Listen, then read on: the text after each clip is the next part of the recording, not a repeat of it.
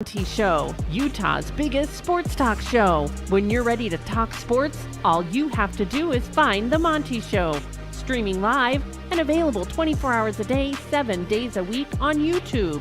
Now it's time for the best sports talk in Utah, The Monty Show. Hey, yo, man, happy Wednesday. Can you believe it's March 1st already on The Monty Show? Number 900. It's The Monty Show 900. It's ridiculous we have gotten this far, and here we are. Appreciate you guys being here. Appreciate the advocates. UtahAdvocates.com, the best injury attorneys in the business. They are having a blood drive on March 6th. Make sure you turn out. Make sure you go to UtahAdvocates.com/blog. Register for the blood drive. When you donate, they're going to give you a $10 Amazon gift card. It is a great event. Make sure you hook it up. And what do you know? The advocates are working in the community. Of course they are. That's who they are. That's why you love the advocates. They care about our community. Best part about working with the advocates is you don't reach into your pocket. They have no consultation fees. They have no big retainers. No, sir. When you work with the advocates, you don't pay the advocates until they win your case. So, anything to talk about today? Anything going? Anything be to happening? And stuff. Amazing battle on Twitter today. Amazing battle on the YouTube comments today over the fact that we said some things, and really it's not we, it's you as usual. Yeah, you don't have to pay for Pac-12 football. We said some stuff yesterday on the Showgram about how the Big 12 wasn't that much more stable than the Pac-12, and it really seemed to rile some feathers. But I want to throw this out. I want to start the show with this because I know it's what a lot of people are here to talk about, and I'm curious your thoughts on it. We still don't have a Pac-12 TV deal. We really have no idea where that deal is going to end up, although sources have told us repeatedly it's ESPN and Amazon. Sources have told us repeatedly it's capped at $25 million. I think it's going to be 5 years. We'll see. But we don't have a firm grasp on where the Pac-12 is financially. Who's in a better position, the Pac-12 or the Big 12? Listen, very clearly, it's the Big 12. They have long-term financial stability. But let's not make it out like the Big 12 is the greatest conference in all of college football, and they have absolutely nothing to worry about. I think it's a lot closer, Jake, than people make it out to be. And I don't think the Big 12 is that much better off than the Pac-12. Yeah, I think that it's really easy to pick on the Pac-12 right now. And look, I'm not going to sit here and advocate that the Pac-12 is somehow in some better position. And I think we need to define that just right out of the gate here. This conversation isn't about whether the Pac-12 is in a better position, right? Like, notice the title of the show is who is safer, the Big 12 or the Pac-12. And you can make a really strong case that right now, right here today on, March 1st at 3:06 Mountain Time, that, yeah, the Big 12 is in a little bit stronger of a position because they have the media rights deal. They're $31 million a year. Like, yeah, sure, you have that deal done. But if you really stop and you take your pride out of it and you just really look at the situation, what happens if the Big Ten tomorrow came out and said, hey, Baylor, hey, any school in the Big 12, whatever school you want to name, TCU, hey, we've got X amount to pay you every single year, right, as part of our TV deal. This is how much more you're going to make than what you're on right now. We'll give you, let's say the number's $50 million. Hey, we'll give you 19 million more to be exact, right? Than you're getting in the Big 12. Well, if that was the case, then all of a sudden everyone wouldn't be sitting here saying that the Big 12 is in some super secure position. So yesterday on the program, we were kind of talking about this. Nobody's saying the Pac-12 is in a better position than the Big 12. Nobody's certainly saying that the Pac-12 has some stable future and the Big 12 is a dumpster fire. All we're simply saying is that the Big 12, the fate of the Big 12 could change at a moment's notice once the Big 10 hires a commissioner, and if the SEC ever gets super serious after Texas and Oklahoma join about expansion. It's really that simple. Yeah, and I think financially, everybody wants to point to the numbers. You're not going to have equality financially. I mean, you're not going to make the $100 million per school that Big 10 schools are going to realize in 2025. I don't think either one of these conferences is going to get near the baseline $51 million that the SEC is going to realize in their new TV deal. And when we talk about incremental raises, one of the big comments this morning on Twitter and YouTube was, oh, well, how can you say that the Big 12's not better off? They got a raise in their new TV deal. They got a very small raise. You want to talk about raises? Look at that number on the screen right there. $51 million. Do you understand that in TV alone, the SEC went from $55 million to $300 million? I'm for real. Like, you guys, this is not even a conversation. And so it comes to the Big 12. And again, we're not sitting here smearing the Big 12. We're not under any circumstance telling you that the Big 12's a dumpster fire or that, the Pac-12's in a better position. I'm not saying that by any way, shape, or form. But what I'm telling you is don't make the same mistake the Pac-12's made. Don't let your pride and your arrogance prevent you from understanding who you are and where you are.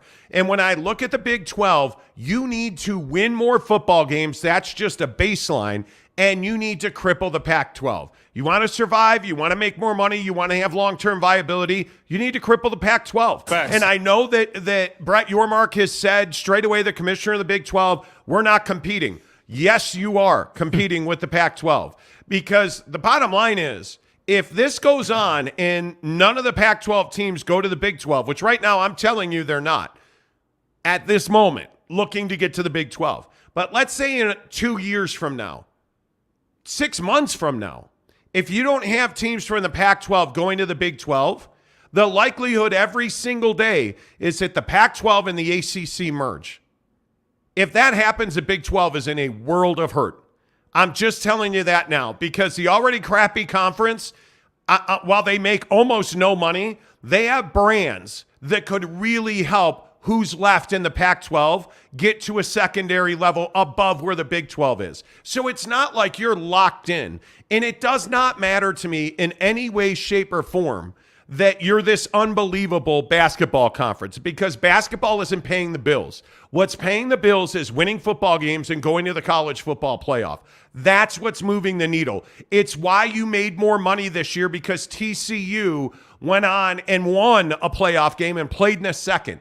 That's why you made more money. The issue becomes, in my opinion, when you're only at $31 million as a baseline for your TV deal, you've got to have multiple 2-3 teams in this expanded college football playoff. And I think that's going to be very difficult to do, frankly, because I do think the Big 12 is a very difficult conference to navigate for recruiting.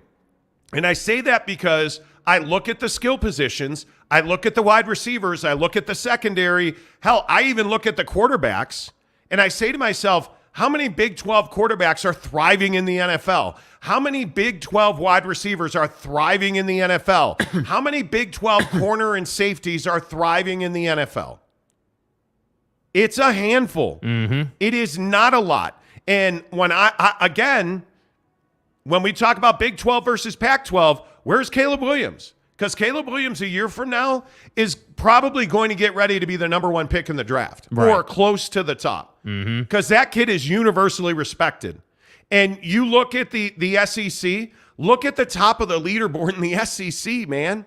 How many of the quarterbacks and the D linemen and the edge rushers, and we're going to talk about Jalen Carter obviously today, but you look at Jalen Carter, you look at Will Smith, you look at all these guys, we're really heavy in the SEC. When it comes to defense, edge rushers, D tackles, you look at SEC wide receivers, I mean, they're all over the NFL.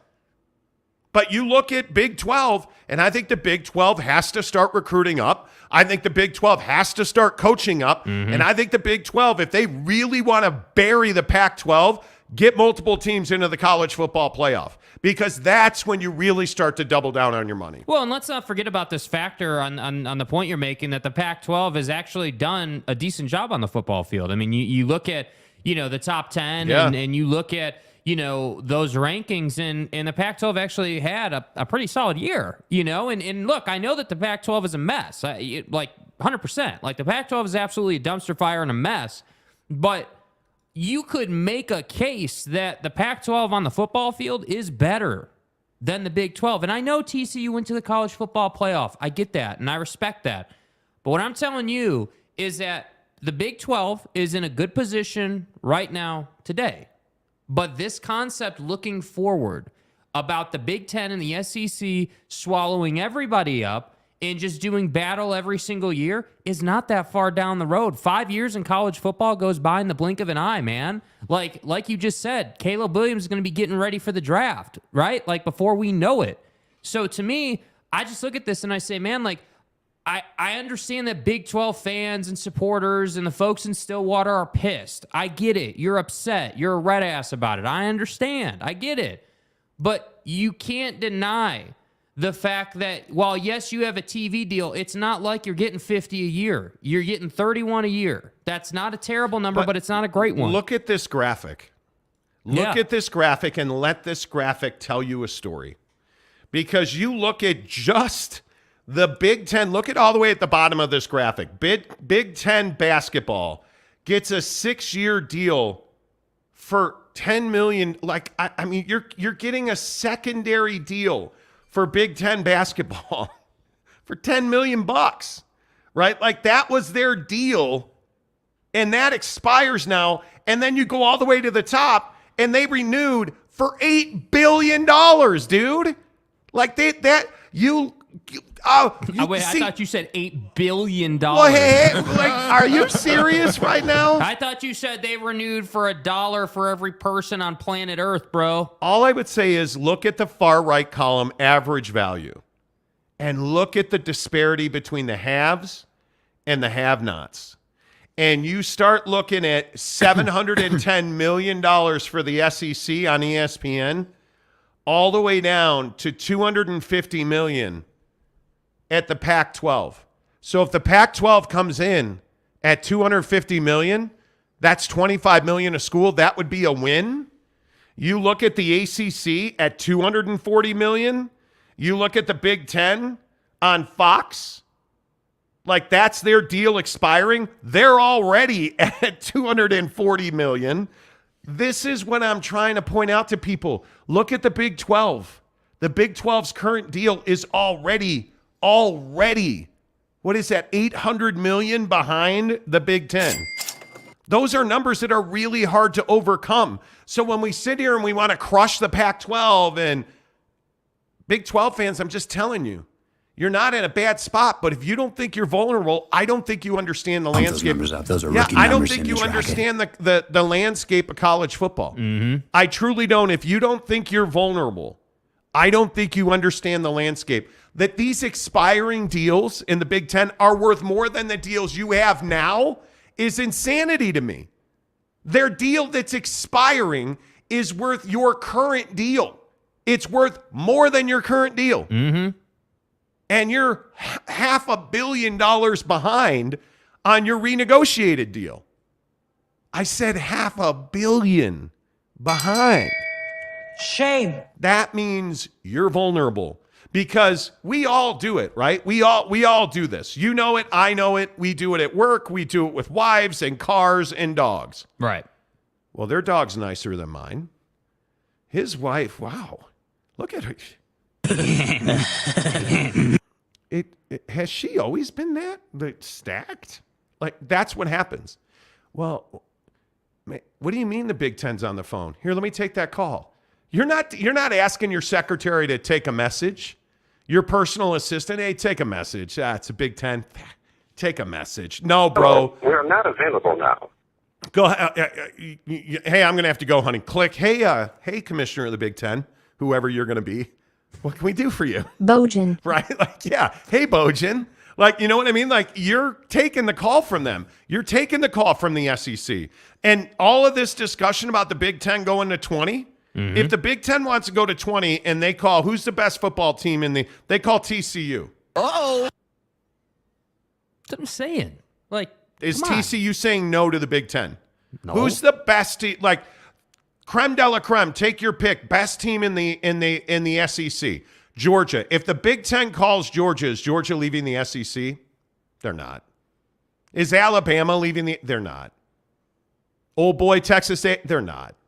Ole Miss, no, they're not leaving either. But if you call TCU, who's making $31 million, and you're like, hey, man, we can offer you a $70 million raise. By the way, I think another interesting point of this too isn't it true that brands in the Big 12 like TCU would be better secondary Big 10 brands than Stanford and Cal and, these Pac-12 brands. Now, I'm not saying that the Big 10 wouldn't add Stanford and Cal, but when you really look at this, if you put yourself at the top of the food chain and look down at everybody, isn't the Big 12, don't they have more attractiveness? Wouldn't you, if you're the Big 10 and you look around and you're like, yeah, we've got already Crown Clemson, we've got Florida State, North Carolina. Florida State, UNC, but TCU, Baylor, right? Kansas, Oklahoma State. And you know what? I'll even go back to the story of many years ago that all the Utah fans were all upset about when I said, hey, USC and Texas have talked to BYU about forming their own conference. Mm-hmm. And it was like, that's never going to happen. They're staying in the Pac-12. Where's USC now? Where's Texas now? Where's BYU now? They're all in different places, man.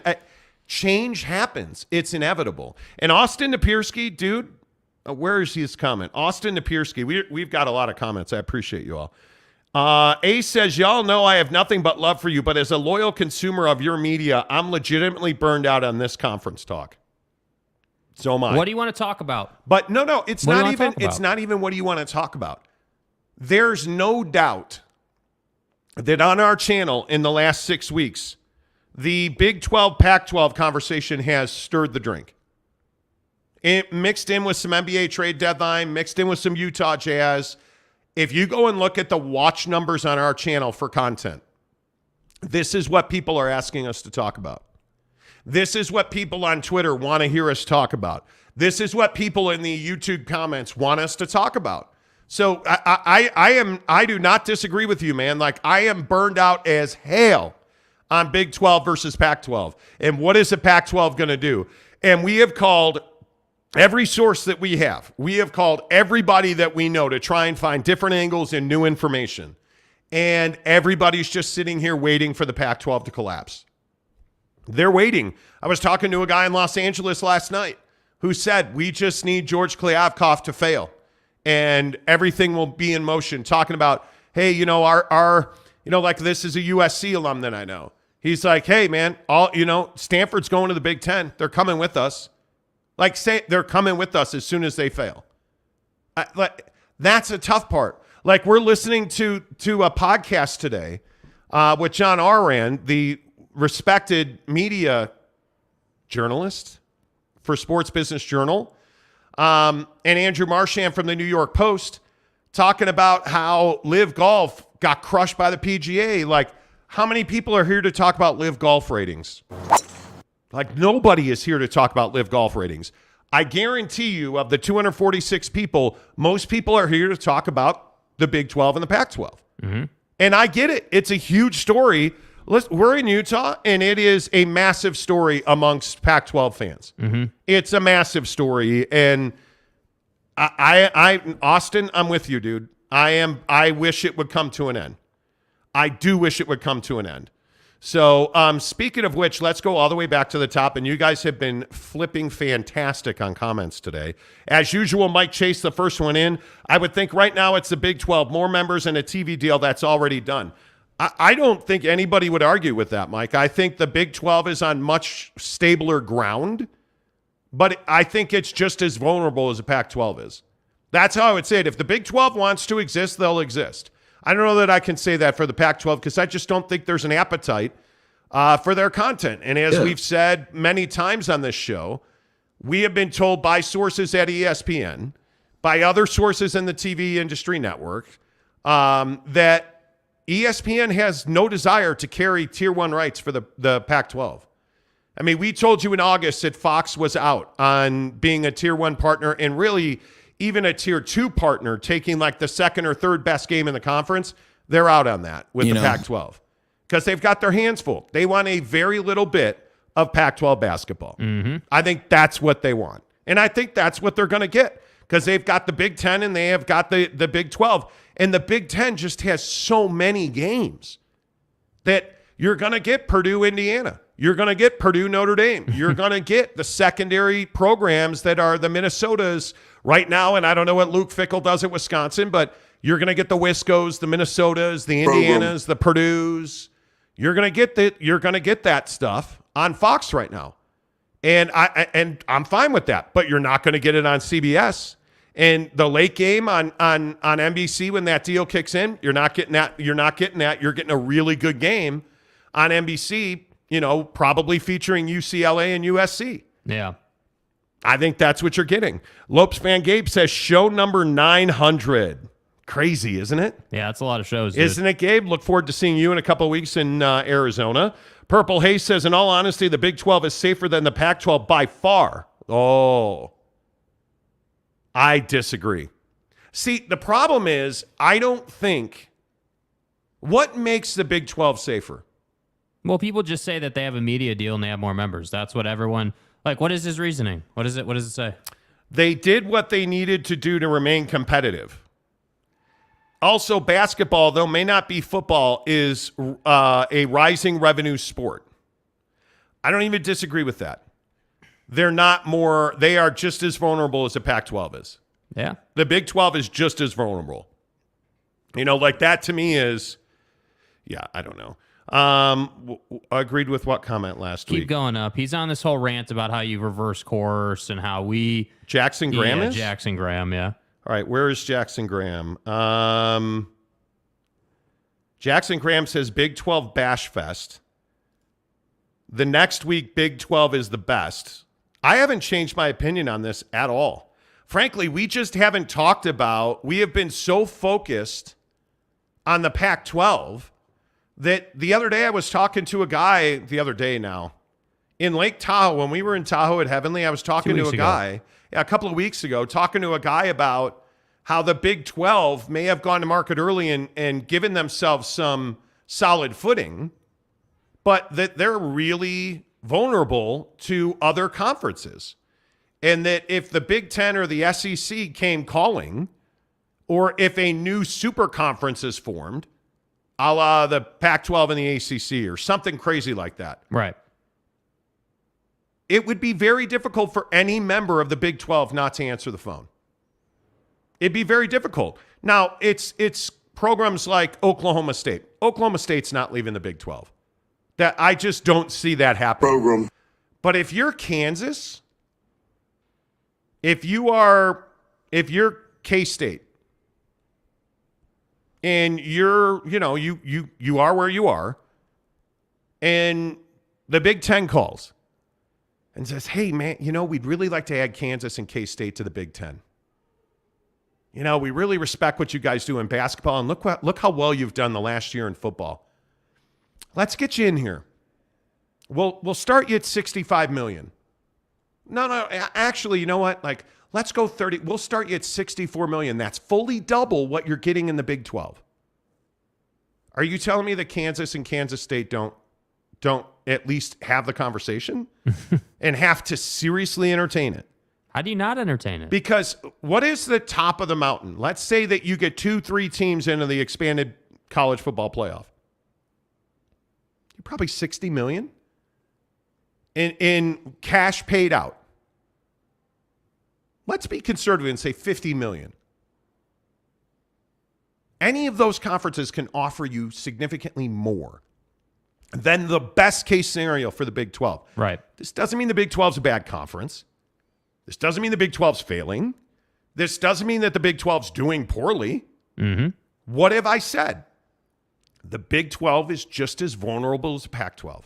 Why is that lighting your village on fire? I think that people get upset about this concept because for, a year, probably, going on a year maybe, I don't know exactly how long, the media and the narrative has been that the Pac-12 is struggling to get this TV deal done. And obviously we've been talking about it a lot, but I think the reason that fans get so pissed about it is because they're like, well, how could you say that the Big 12 is just as vulnerable as the Pac? We have a TV deal. We have 12 members. We have basketball. Because at the end of the day, what you can't get away from, and you can tell yourself a story if it helps you sleep at night, but what you can't get away from is what my guy just said. if whoever the next commissioner of the Big Ten is calls, Brett Yormark, let's say, and hammers out a merger, you're done. You're a Big Ten member. If they go to schools, like if they call any of those schools, you're done. They're going. Like, it's that simple. So, like, you can be upset, and I'm not trying to red ass you, but the fact is, the reality is, it's a dog-eat-dog world. Yes, the Big it Ten is. has more money. The SEC has more money, and that's it. Everyone else can kick sand. And I think you just look at any of these conferences. If you look at, if you look at any of the P5s, there's room for improvement in every one of these conferences. Like, yeah. I look at the already crappy conference known as the ACC. Like, what is it that you're excited about in the ACC? Garbage. Because you and I both know that Clemson is winning the Atlantic every single year until somebody pulls the jar down and takes the balls out and puts them back on an FSU head coach. Like, until FSU gets back to Prime and Bowden, I don't know. Like, they were 5-3 last year, and their defense was actually really good, and they couldn't win all of their home games, right? So I look at North Carolina. How is North Carolina 3-3 at home and 6-0 on the road? This conference, even your best teams in the Coastal are flipping dysfunctional. Right. Okay, well, this is a basketball conference. Yeah, you're damn right it is. Shire makes history at Duke, winning all of his home games. Like, this is a basketball conference now. That if we're being really honest about the ACC, but if the Big Ten called Florida State, we're willing to help you with that buyout. I know you guys are going to make $13 on your TV deal. $13 total. I know you guys are going to make X amount on your TV, $18 or $20 million. How is Florida State saying no? How is, if you are the Big Ten, do you not call North Carolina and Florida State? Do you not call Virginia, West Virginia? Or, Virginia and Virginia Tech, Like, there's real value in the ACC. And once this Pac-12 thing happens, I think you're going to see the dogs are going to be hungry. Mm-hmm. And we're going to find out, what do they say in the Batman? We're going to find out how loyal a hungry dog really is. Yeah. Because they will eat each other. Mm-hmm. They will eat each other. And I don't want to hear about Duke and Carolina, and I don't want to hear about the Virginias. And, dude, when it's $100 million, I'm answering the phone. Damn right. I'm answering the phone. And I will, again, the Big 12, if you're the Big 12, who's the worst team in the Big 12 right now? Iowa State, probably? Probably, yeah. What were they, 1-8 last year? The Big 10 calls Iowa State, and I guarantee you there's a Big 12 fan listening to shows like, good, let them go. It doesn't work that way, bro. Hey guys. You and I both know it. Yeah. Oh, good, let them go. Iowa State's going to make $70 million. You're going to make 31.7, and you're just saying let them go. 1-8 team's going to make 70 mil. Come on. West Virginia, Kansas. What about Baylor? Baylor's a hell of a brand right now. Baylor's a recent national champion in basketball. Are you telling me if the SEC called Baylor today? I know we have a ton of Baylor fans that listen to the show. You're telling me if the SEC called Baylor today and said, "Hey, we're taking you in Texas Tech. You guys want to come over?" Please, they'll pick settle this right now. They'll put their shit in the back of Texas's moving van and drive out there with them. Moving van? They'll get the F-550 dually out. I shouldn't joke about moving vans because people are like, hey, man, we're not moving our research institution out to the Midwest.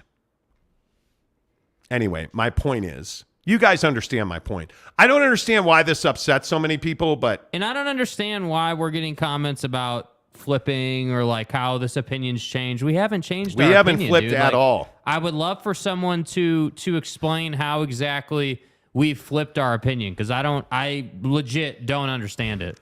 Brett Burnett says, nice try, Monty. No way other schools giving up money to help FSU or any other team. It must create more value than payment received. So think about it this way. If Florida State and North Carolina, I'm just saying, two schools in the ACC, Clemson and Duke all of a sudden join the SEC. You really don't think ESPN's going to pay more money for that? Or if there's only 3 conferences, 3 big 20-team conferences, yeah, let's the say. P3s. Right? Like if there's 3 20-team conferences, you don't think they're... Are you serious right now? Come on, dude. Come on. Patrick Bourne says Baylor goes. Of course they go. Yeah, dude. Patrick, and by the way, I just want to say, not to cut you off, if you're a Big 12 fan and the Big 10's calling, why are you upset about that? Isn't that a good thing? Like, isn't that a positive growth point? But the funny thing is, the fandom attached to these conferences is remarkable. If you're a Utah fan and the Big 12 calls, how many times have Utah fans been like, I'm not answering the phone. You guys are just, you're hacks. Trust me, bro, sources. You hate Utah, you hate Rudy Gobert, and you hate the Utah Jazz too. Right? Like it's always because God forbid, cheese and rice, we can't be in the same conference. We can't step down to the Big 12 to be with BYU. Well, I got news for you. Name, hey, man, image, and likeness. I got news for you. You're not stepping down. You're surviving. And you're making more money doing it. God bless. I don't understand this ego around conferences where Big 12 fans are like, you guys just hate the conference. Are you Utah fans? So let me get this right. Fan of any team.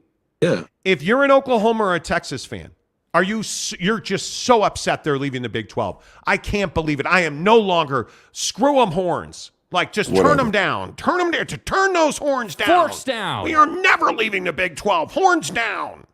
Get out of here. You were jumping for joy to stick it to your brethren and be like, oh, we're out of here. And then you found out that Oklahoma was going with you. Oh. Stay hard. I don't understand this whole thing about, oh, well, the Pac-12 is going to live forever. It's not. Like, what is the ego about attached to conferences? And when did that happen?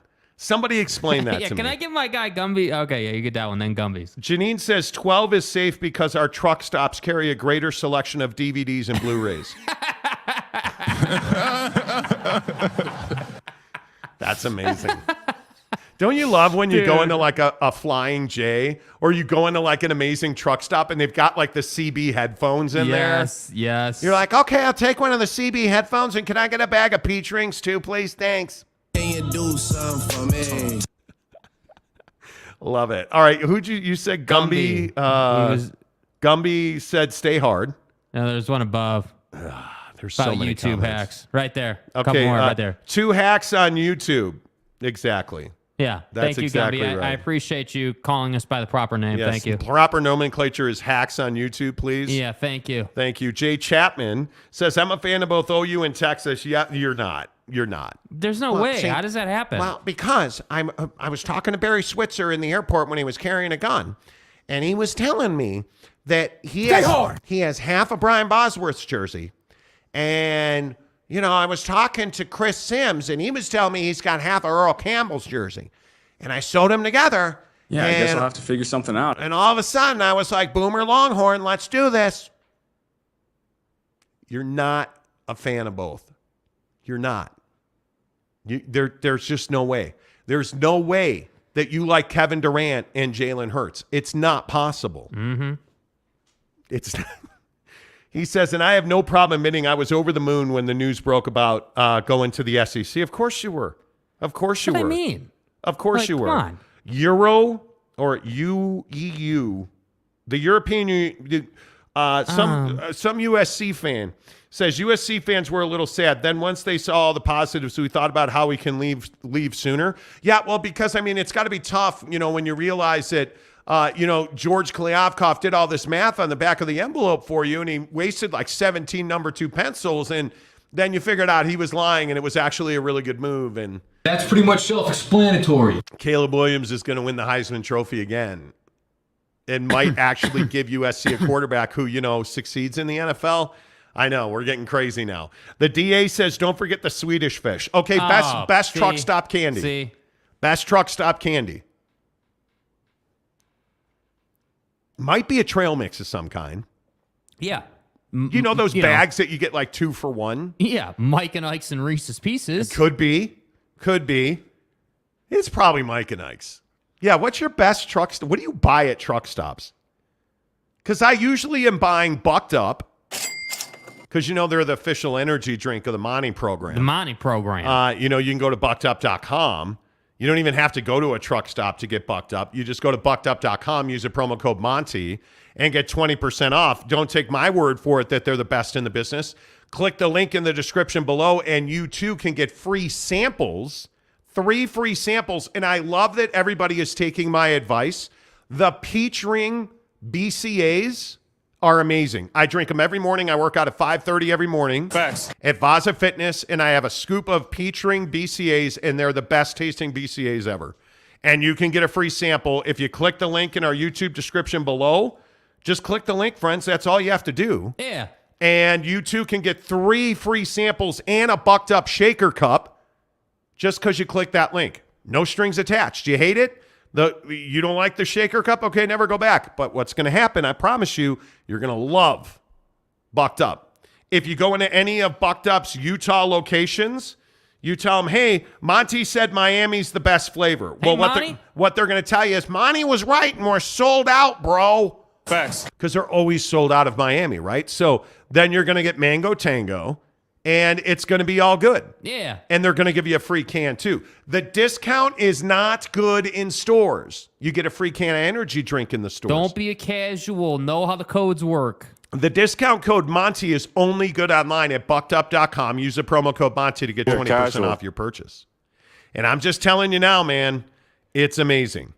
It is absolutely amazing. Bucked Up is the official energy drink of the Monty Show. Jeremy Severe says, Huckleberry cordial made by Fars. I can only find it in Idaho. Also a churro nut roll, but I'm weird. Okay, I thought you just said a nut roll. I didn't mean what's the best snack in the parking lot. Like a I don't know churro personally, and I have no idea how good his nut roll is. But I'm telling you, go inside and get a protein bar, bro. You know. Jackson Graham says, how to get the free sample. You just go click the link in the description below, dude. It's super easy. If you click that link, it takes you right to the free sample. So you really should be good to go. I would... you just click the link in the bio, and it takes you to where you need to go. Yes. Yeah. Exactly right.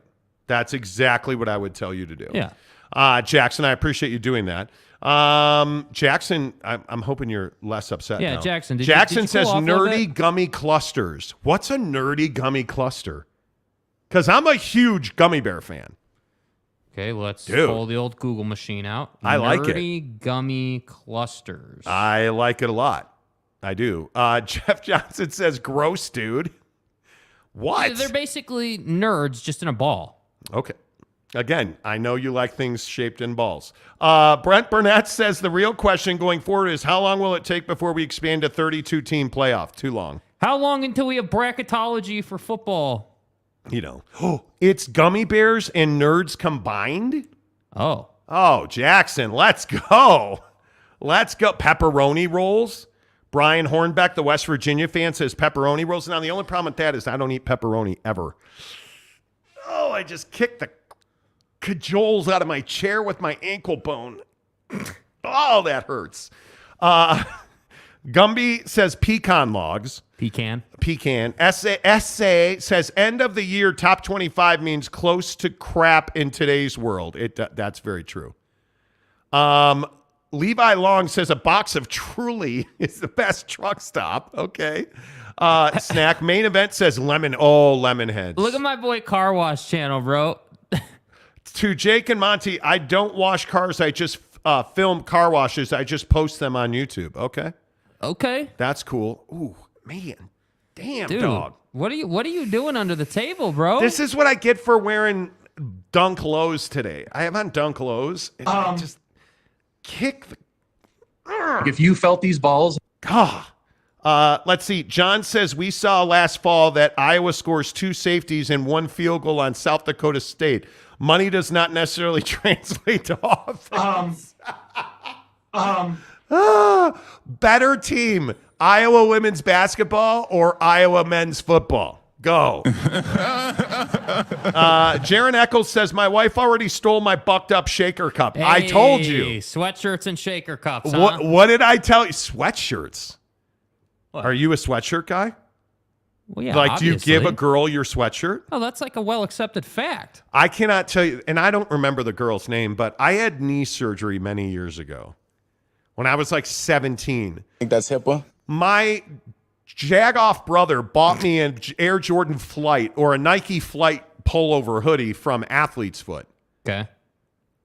And I gave it to this girl, and he was so mad that I let this girl wear my hoodie. I don't know where that hoodie or that pullover jacket is.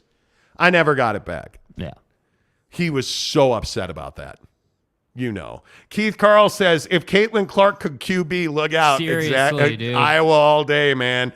SAA says, sorry, my comment are a bit late. I just realized I wasn't watching the show live. Come on. Be better. Dude, you're being a casual, bro. C. Kaufman says, that's why I'm hiding my shaker cup from my wife. Oh, my God. My wife does the dishes, so I can't hide it. You know. Let's go. Cody Strickland, have you guys talked about the ass fire of the Jazz yet? We have not. We'll do that in the ass fire? We'll do that in 15 minutes. Strange Cloud says, still talking Pac-12. God damn. 12 minutes, man. Charlie Piazza gives us $1.99 to say, I love when people tip us. And they'll like make some crazy ass comment. Well, you know, leprechauns are real. They live under they live under the bridge on 7th East. I promise you. Hey guys. You guys should go check it out. What the fuck are you talking about? Hey, yo, bro, you paid us $6.99 to say that. I know, because leprechauns are real. It's a real thing, man. Charlie Piazza. Are you related to Mike Piazza? Uh-oh. You think Utah Tech could ever make it to a P5? When will? They will. See, you play the laughing bomb. I'm telling you. I am telling you that you are sleeping on Utah Tech. I know. If we're sleeping on Utah Tech, then y'all are sleeping on Prime. That's what I'm saying, bro. I am just telling you now. After you click the join link that I just put in the chat, you go look at the facilities at Utah Tech and their recruiting. For where they are, I'm telling you, you are sleeping on them. I appreciate the $2 to prop them up. Rodney Durant says, Pac-12 huge mistake was to spot on ESPN bid and go to the open market. I believe to spit on the ESPN bid and go to open market. I believe that is why ESPN is lukewarm now to bob on the PAC in open market. I just think the Pac-12 overvalued itself. Yeah. That's what I feel like. I think George Kliavkoff is a terrible commissioner. He didn't read the room, man. To be honest, I don't even think it really was about that they spat on the original ESPN offer. I just think they didn't read the room because the biggest problem is the Big 12 beat them to it. That's the biggest problem. I mean, if the Big 12 hadn't done their deal already, we'd be having a different conversation. We'd be talking Jazz already. Yeah. You know what I mean? Yeah, because the Pac-12 would be the powerhouse that they said they would be. But they're not, so they're not. You know, like it's a big freaking deal, man. I'm telling you that George Kliavkoff has killed this, has absolutely killed this conference. There is no doubt about that. Every time we talk college football, you should think about Barbecue Pit Stop, bbqpitstop.com, the very best barbecue equipment in the business. It's always at bbqpitstop.com. Stop by any of their 5 Utah locations from Logan, Layton, Lehigh, the Cheesy, St. George, and of course our good friends in Murray on State Street, right across from the mall.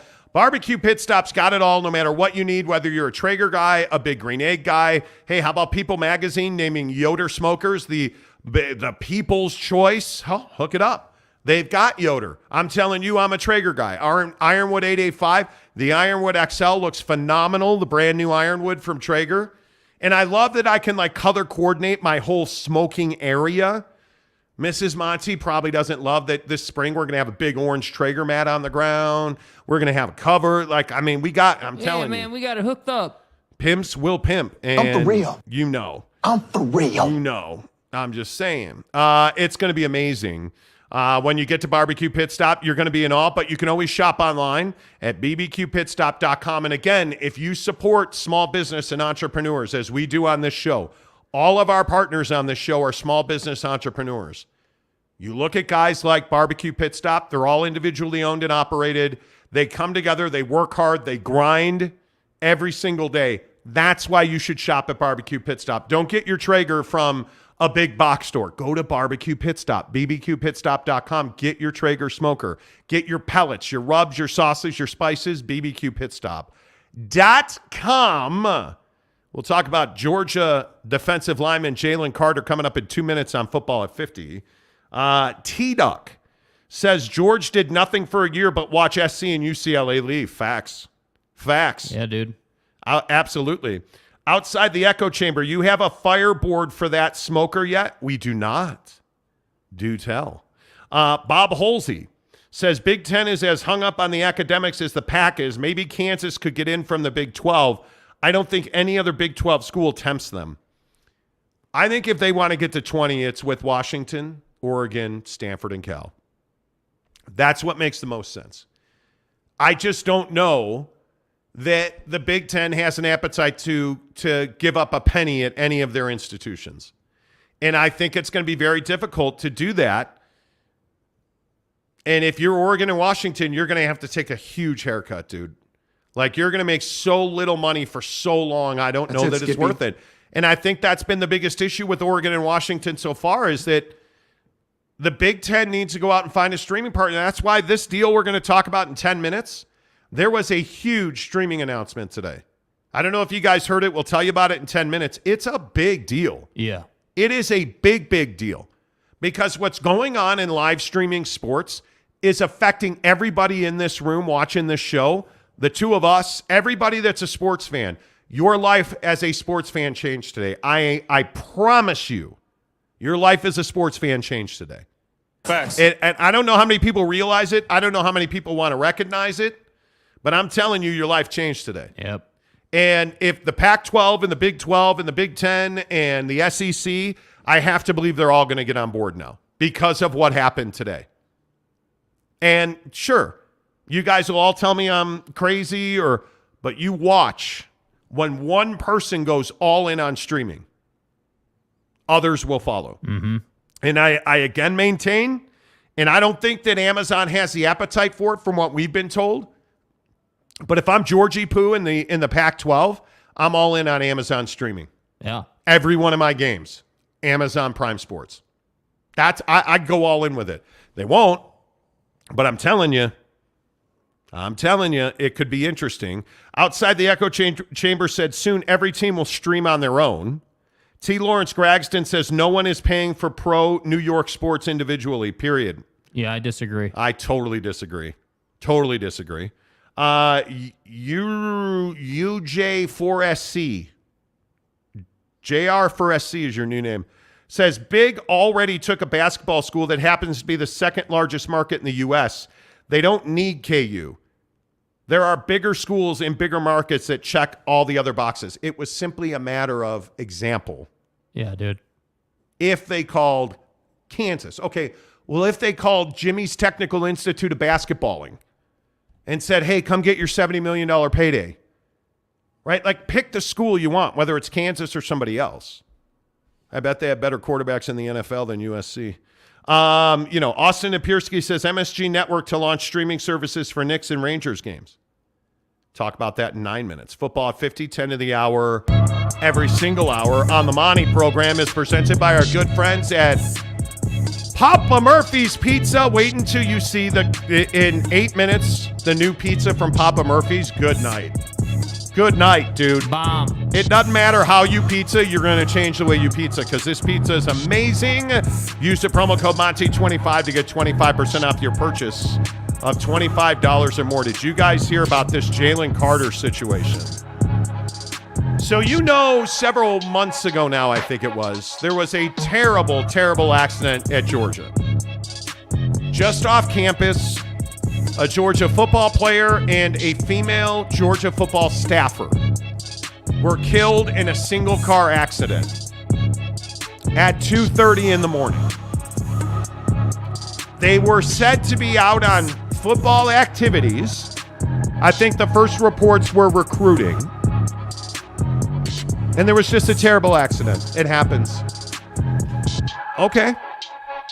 Well, then why are there 2 misdemeanor warrants out for Jalen Carter's arrest today?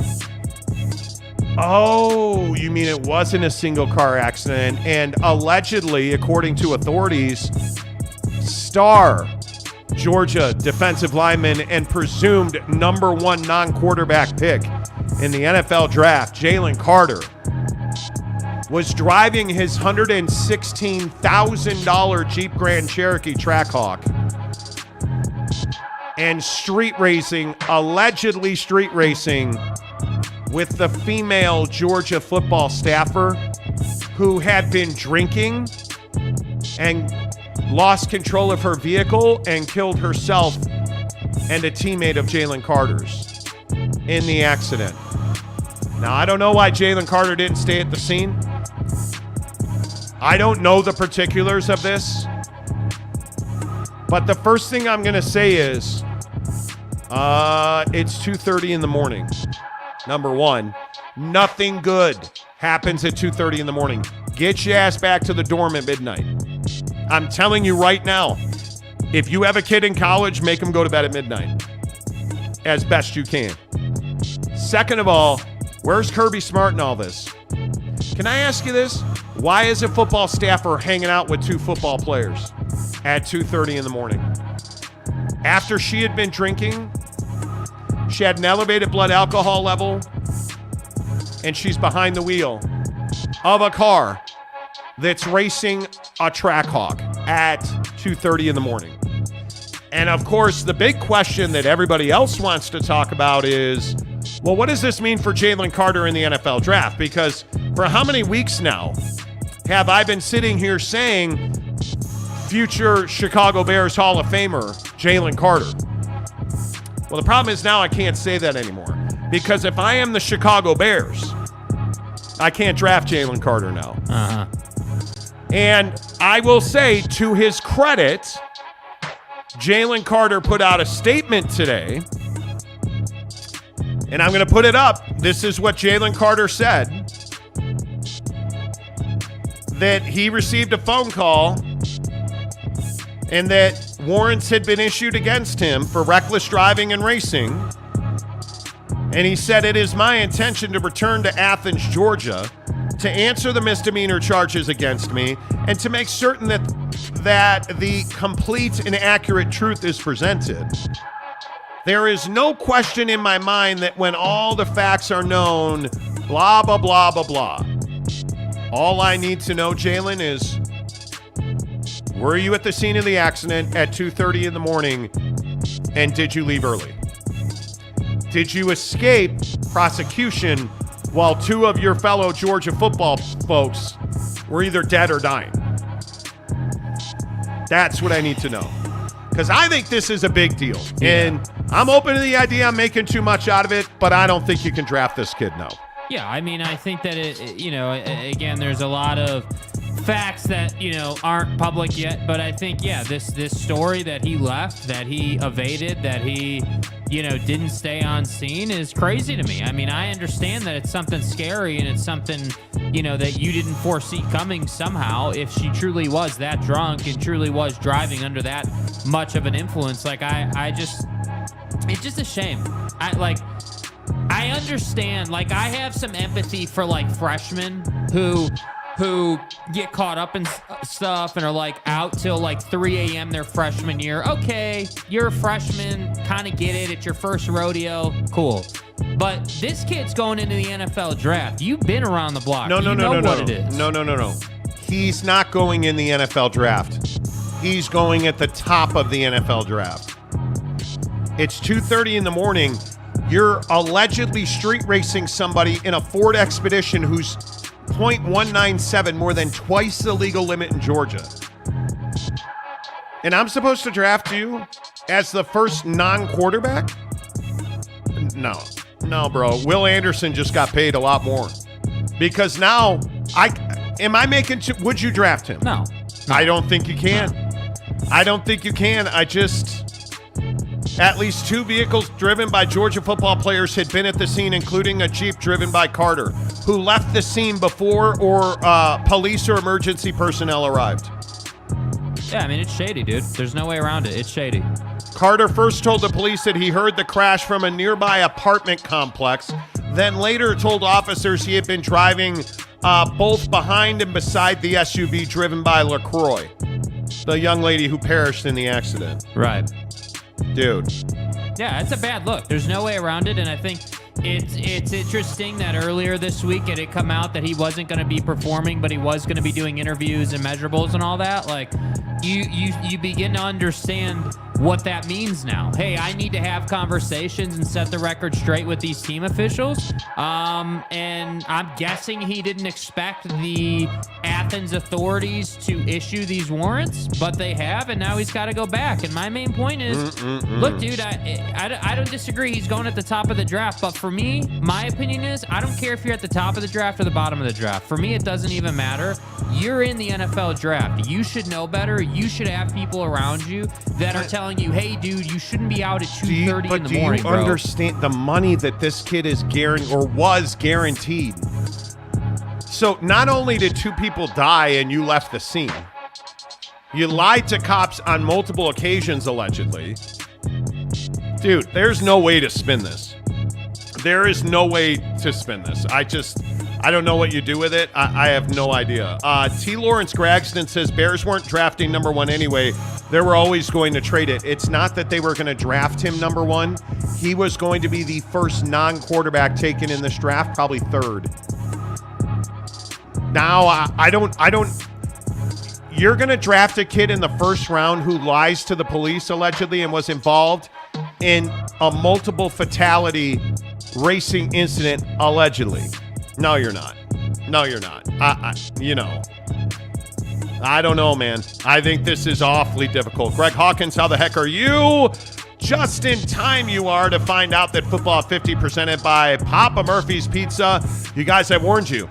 The way you pizza just changed because of the double bacon cheddar. Fresh out of Papa Murphy's kitchen, the limited time double bacon cheddar pizza. Actually, it's fresh out of my oven. Dad, it's just an expression. Mozzarella, crispy bacon, and Canadian bacon with nacho cheddar cheese sauce. Now that is an expression. At Papa Murphy's, we make great pizza, so you can make the pizza great. In my oven. Order now at papamurphys.com. Papa Murphy's Pizza. Download the app. It's the best way to get Papa Murphy's Pizza, the mobile app on your phone. Order your pizza at 2 in the morning and pick it up at 5 in the afternoon. That's simple. 6 a.m., pick it up. 4 a.m., pick it up. 4 in the afternoon, pick it up at 4:30. They're really fast. They're really friendly. Again, local businesses, all of these Papa Murphys are individually owned and operated by franchisees that do a great job serving the public. I love working with local businesses like Papa Murphy's Pizza. Use the promo code Monty25 to get 25% off your purchase at $25 or more. Mike Maples, good afternoon. Jake, you are a fan of killers. So are you Kliavkoff's biggest fan? Because he will straight up murder the Pac-12. See, that is an under the table joke from our members only Instagram chat. Murdering. Right. You know, murdering. Patrick Bourne says breaking: Arizona has talked to the Big 12 officially. Okay. What does that mean? Yeah. What does that mean? Tell me what that, because we've avoided this conversation for a month. Oh, Washington and Oregon. Tell me what that means. What does it mean to you that Arizona has spoken to the Big 12? What does that mean? Because I'm telling you, it means absolutely nothing. It means nothing. Because the biggest question that I have is, okay, Arizona and the Big 12 talked. Is Arizona going to the Big 12?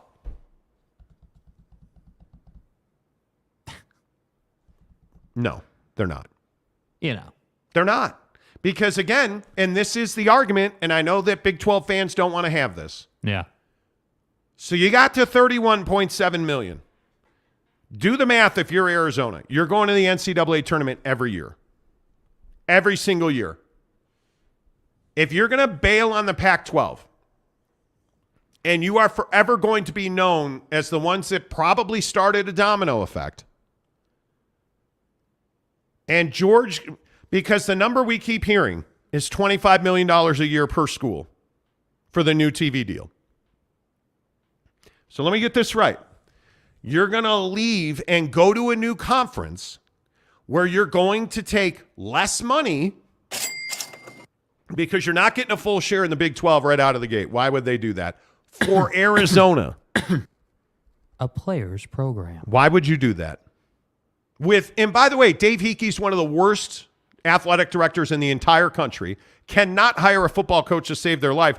Even though, again, Jed Fish, I think, has done a really nice job. Mm-hmm. You have a terrible athletic director. You let Sean Miller run all over the reputation of Lute Olson for decades, who built a reputation, Lute Olson, as the best of the best, doing it elite work. We built this program on NIL. Sean Miller sweated all over that. So you can drive your ass back to Phoenix, right? Dude. So I'm just asking you, you're telling me for $7 million more a year, and that's only down the road. You're telling me you're leaving the Pac-12 to go to the Big 12. And by the way, if Arizona's talked to the Big 12, who's going with them? Do you think Arizona State's going with them? Because I think Arizona State's trying to go wherever Washington's going. AKA the Big 10. So explain to me again. Great. It's cool that Arizona's talked to the Big 12. Tell me what it means. Tell me what it means. Because I don't think it means anything. I'm tired of, they've talked to him. It's over. It's not over. It's not over. Ray Anderson went on Arizona Sports Radio last week and talked about how the new financial deal will keep the teams together. Do you really think Arizona and Arizona State are doing anything without the other? Because I don't think that's happening. Yeah, that would be insane. Why would you leave Arizona and Arizona State? Why would you break up? Why would you do that? You wouldn't do that. I'm just asking you. Like, this is the problem with rumor mongers. Yeah. It means nothing. It means nothing. Patrick Boren says Arizona goes if the money is bad and all on streaming. I'm telling you it's not all on streaming. And I'm telling you it's $25 million a year per school. But, dude, you're selling the lead short. Let's say that it was all on streaming, even though I agree it's not going to be all on streaming. But let's say that it was. If they were leaving, they wouldn't be the headliner of who's leaving. You think Arizona is just going to leave and no one else is leaving? Like, nope. This is the problem. This is what you can't do. This is what we refuse to do. You can't just jump out ahead of this stuff. You got to wait and see what the actual story is. And Patrick Boren says, what, Domino? LOL. That was USC and UCLA, but it wasn't. The conferences stayed unified up until I think about the last 6 weeks. And I think not getting a deal done at Christmas time really hurt the conference. I think coming into 2023, if you'd had a new deal, even at $25 million, you'd have stayed together. But I think these rumors and innuendos and half-truths that are floating around are because you still don't have a deal. And because Washington, Oregon, and the Arizona schools don't want a streaming deal. Right. They don't. Because, honest to goodness, I don't think Stanford and Cal care. I honestly don't think they care if it's all stream or TV or part and part. I don't think they care. What I think matters is that there's a bunch of academics making sports decisions right now. And I think they're arrogant, and I think they don't truly understand. If the UCLA situation taught us anything, it's that George Kliavkoff has no idea how sports work. He has no idea. He can't lead. He can't lead a group because he can't unify a group, and he doesn't understand the business of college sports. Yeah. That's who's trying to lead this group of people who don't want to be led by you. And so essentially, President Kosei up at Washington has taken the reins of the executive committee, which means she runs the conference. And they're trying to figure out what the hell to do with this new deal. Because again, we told you yesterday on the show, sources told us it's at grant of rights now. The deal is what it is. It's not getting any better. And my sources are pretty convinced it's Amazon and ESPN. Mm-hmm. And it's $25 million a year. Is what it is. Like all these other people who are like, oh yeah, and Washington's, going to join the big, like the idiot on Twitter a couple of weeks ago was like, Oregon and Washington are joining the Big 12, and they're getting an out clause for the Big 10. And people believed that was true. So wait, let me get this right. It was never true. Yeah. So again, I'm just asking, you said that Arizona was talking to the Big 12. Okay, cool. Very cool. I talked to a radio station in Salt Lake City today. What does that mean? Nothing. That's what it means. Nothing. Until it means something. And I'm telling you, Arizona talking to the Big 12 is not where the process would have started. So it is what it is. Bob Holsey says Washington is starting the domino effect and Oregon is starting the Papa John's effect. Could be. You know. Big Reed says your mark is a pimp. It got a P5 escalator clause built into the contract. He did. And I think that's why you have not seen them do much of anything. Yeah. Because what's the onus on the Big 12 to act? I don't know that there is a whole lot of onus. Yeah, there's not. On the They're Big just 12 chilling. to act. Yeah, Chilling. I really don't think there is. Yeah. Vernon Sheldon Witter says, Eclectic Cowboy there are much better podcasts to get Big 12 news. Okay, cool. Lee Jensen says, I just sent a video of Georgie showing the TV deal to schools in the members-only chat. Also, people just joined the chat. Yeah, hey, I'm saying. It's called a contingency. Could be. Absolutely. It could be. Outside the echo chamber, Washington doesn't want the deal to work. I don't think Washington does want the deal to work. Yeah, why would they? Seriously. Doesn't Cody behoove Strickland. them. How are you guys not burnt up about talking about the Pac-12? We are. We are, dude. We are. Absolutely. We are. Greg Hawkins says, Brent Burnett, I agree. The top 4 to 6 teams from the Big 12, Pac-12, and ACC, no solvency otherwise. There are no top 4 to 6 teams in the ACC because you have very few football schools in the ACC. Something, again, nobody wants to talk about. Look at the ACC football standings. If you look at those teams, how many good football programs are in the ACC? Look how far. Look how far Clemson's fallen. 13th last year. 13th. And I just ask you, who did they really play? We built this program on NIL. Georgia Tech, Furman, Louisiana Tech, Wake Forest, NC State. We really did. Boston College, Florida State, Syracuse. They lost to Notre Dame. Louisville, Miami, South Carolina. They lost to South Carolina and North Carolina. And then in the Capital One Orange Bowl, they lost to Tennessee. So is Clemson really that good right now? No. They're not.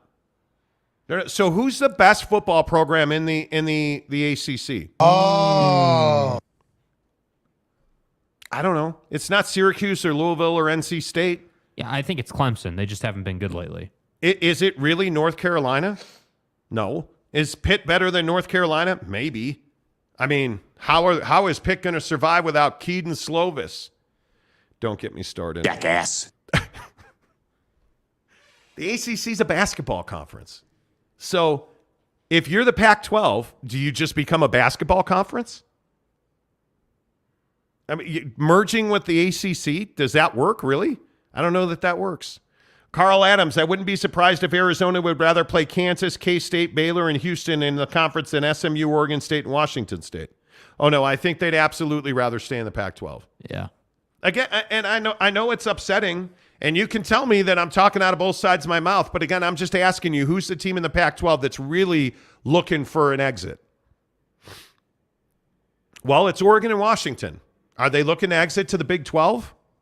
No, they're not. They're trying to get to the Big 10. And really, when you look at it, you can label the conference whatever you want, but they're just looking for better money and better opportunity, ultimately. I don't think there is a single team, school, chancellor or president in the Pac-12 looking to get to the Big 12. It's certainly not as their first move. They're not philosophically aligned.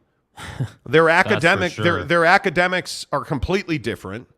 What does Stanford have in the Big 12? Think about that. Who are the most likely teams to bail out of the Pac-12? What do you know about Washington as an academic institution? Does Seattle and Manhattan, Kansas have anything in common? Does Seattle and Fort Worth have anything in common? Does Baylor and Washington have anything in common? Hell no. Like, how does Washington fit in to anything that's happening in the Big 12? We already know that Washington probably didn't want BYU in the Pac-12. You think they're trying to get into BYU's conference? Yeah, I think the problem is they don't have, it's not like you've got a laundry list of conferences to choose from. That's the tough part. And this arrogance and this, like this look down your nose thing from the Pac-12 is alive and well. I mean, that's not gone anywhere. They still have that arrogance. So, yeah, they probably don't want to join the Big 12, but at some point you don't have a choice. Well, and I think this is why Gonzaga is so interesting. This is why I think they're really important. Gonzaga. Because where's the Big 12 going to make a pile of money this year? On the NCAA tournament. They're going to make a pile of money. If you look at the AP top 25, you look at the bracketology that's going on, dude, the Big 12 is in line to make a pile of cash. I mean, a lot of cash. Like, you look at, do you guys understand, does anybody off the top of your head, who's the number one team in the country right now? Alabama. No, it's Houston. Alabama's 2. Guess who's 3? Kansas. Guess who's 7th? Baylor. Guess who's 9th? Texas. 11th, K-State. Like, you look up and down the top 25, dude. TCU is in there. That's right, T. The Big 12 is going to make a pile of money in the NCAA tournament. So if you're Gonzaga, what is you? The Pac-12 doesn't want you. The Pac-12 is not trying to get Gonzaga, right? I think if they have their druthers, my guess is Gonzaga will go to the Big 12. Yeah, it's a good fit. Because, frankly, it's an awkward fit in the Pac-12 regionally anyway. But you look at Gonzaga and you look at college basketball right now, dude, you're it's hard to argue that the Big 12 is anything but the best basketball conference in the country. Now, with all due respect to number 4 UCLA and number 8 Arizona, that's cool. But, I mean, the Pac-12 is not a great basketball conference right now. Yeah, they haven't been. It's just not. That said, I still don't think basketball matters all that much. Like, you make that tournament money, and but this goes back to the $31.7 million, because I actually think that number is likely to be, at the end of the day, when all the money's divvied out, if you're a Big 12 member, you're probably making $50 million. Because I would guess in the expanded playoff, how many Big 12 teams get into the expanded college football playoff? 2, 3? Right? Because the Big Ten's not going to put more teams in the college football playoff. Right. Maybe Penn State. But who's the up-and-comer? Wisconsin? Okay, let's call it 3 from the Big Ten. Right? And again, I'll just go back to recent history. Let's just go back to recent history. Because if you look at the rankings, and if we look at the AP top 25, like, I mean, it's Georgia number 1. Yeah. TCU, Big 12, number 2. Michigan, Ohio State, Alabama, Tennessee, Penn State. Washington, Tulane, Utah. Utah's interesting. Florida State, USC, Clemson. K-State, Oregon. Right? Like, it's not like you have a dearth of Big Ten teams banging at the door. Let me in the college football playoff. Right. You just don't. So the upside is, how long does it take Houston to become a football powerhouse in the Big 12? How long does it take BYU to become a football powerhouse? They've got Keaton Slovis now. They're going to win everything. Bro. I should stop right Congratulations, but that's bullshit. I should just stop right now. Anyway, my point is, yeah, you're already a really good basketball conference. If you start winning football games on a more regular basis, and I would think you would, because you brought in some really good teams, you're probably going to make $50 million a school. Because you're going to get college football playoff money. You're going to get bowl game money. You know, like you're probably going to. That doesn't make you bulletproof either, though. No, not at all. But my point is, if I'm Gonzaga, I'm probably trying to get into the Big 12. Yeah. I'm not so interested in the Pac-12. I don't think anyone should be. And the other thing that's interesting, I will say, sitting here thinking about it, the one conversation I have had about Arizona, would Arizona jump with Gonzaga? I don't think they would. But that'd give you a hell of a Western front. If you got BYU, Arizona, and Gonzaga, that's not a bad Western footprint. Not California. No. It's not California. I agree. It's not a bad footprint, but it's not California. Probably doesn't make you that much better. Makes you a better football conference or a better basketball conference. Yeah. But I do think that the Big 12 gets $50 million. Matthew Brennan gives us $2. Appreciate that. Patrick Boren says Oregon, Washington going to sign this deal, $25 million as long as it's just 10 teams. I don't think Oregon and Washington do that. Do they get a pro rata from ESPN? I don't think they will. Well, I think the question for Oregon and Washington is just how far can they chop down the exit fee? You know what I mean? Yeah. Like that's the question. Yeah, I still maintain that grant of rights are going to go away because you're not going to need them. The grant of rights, you're not going to need them. It essentially is a contract. It's an archaic form of doing business. Yeah, I don't think that you're going to need a grant of rights. You know, it's always really surprised me, especially like the last 5 years, right? Or maybe the last 3 years. But really, streaming's been available the last 5 years, really, especially on YouTube. Like, I find it amazing that these programs don't just do it themselves. You have the facilities. You're telling me you can't plug an internet wire in? That's what I'm saying. Like, it's not that difficult. I mean, I believe we do one of the best shows out there, but what we do is not rocket science, right? Like the setup and like the infrastructure is not rocket science. It's not difficult. Like all the cameras in a stadium get fed into a film room that gets sent out to a truck. So instead of sending it out to the truck, send it out to the internet and then charge people to buy for that feed. Like it's not difficult. It is not difficult. Yet we want to sit here and talk about commissioners and grant of rights. Like, dude, it's just, it is. I agree with the people today that are saying that this conversation is tiring. It is tiring, but that doesn't change the fact it's the biggest story in sports. All right, let's talk about streaming a little bit here. And the deal that was announced by MSG today, all of our NBA and Utah Jazz talk on the Monty program presented by our good friends at Quick Quack Car Wash. Love yesterday that everybody was showing us that they were using the 50% off coupon. Thank you so much. Let me put it back up there. If you are a big fan of the discounts that you get with our partners on this program, there you go. You get 50% off any car wash you want. The best one, the worst one. I don't really have a worst one. Lower tier. If you just, get your basic car wash all the way up to all your bells and whistles, my membership is bells and whistles.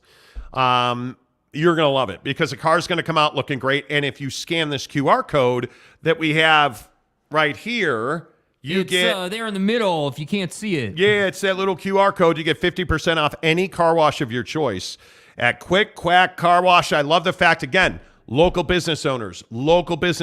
That's who we work with here. At the Monty Show, Quick Quack, they do a great job. They care about their customers. They care about their community. Love the fact that Quick Quack Car Wash gives you guys 50% off. Use this QR code. It'll open up a coupon for you. Take it into Quick Quack. Make sure you tell them you heard about it on this here Monty program. Did you guys hear about MSG today? I think this is a huge story. MSG announced a streaming service for the New York Knicks, New York Rangers, and New York Islanders.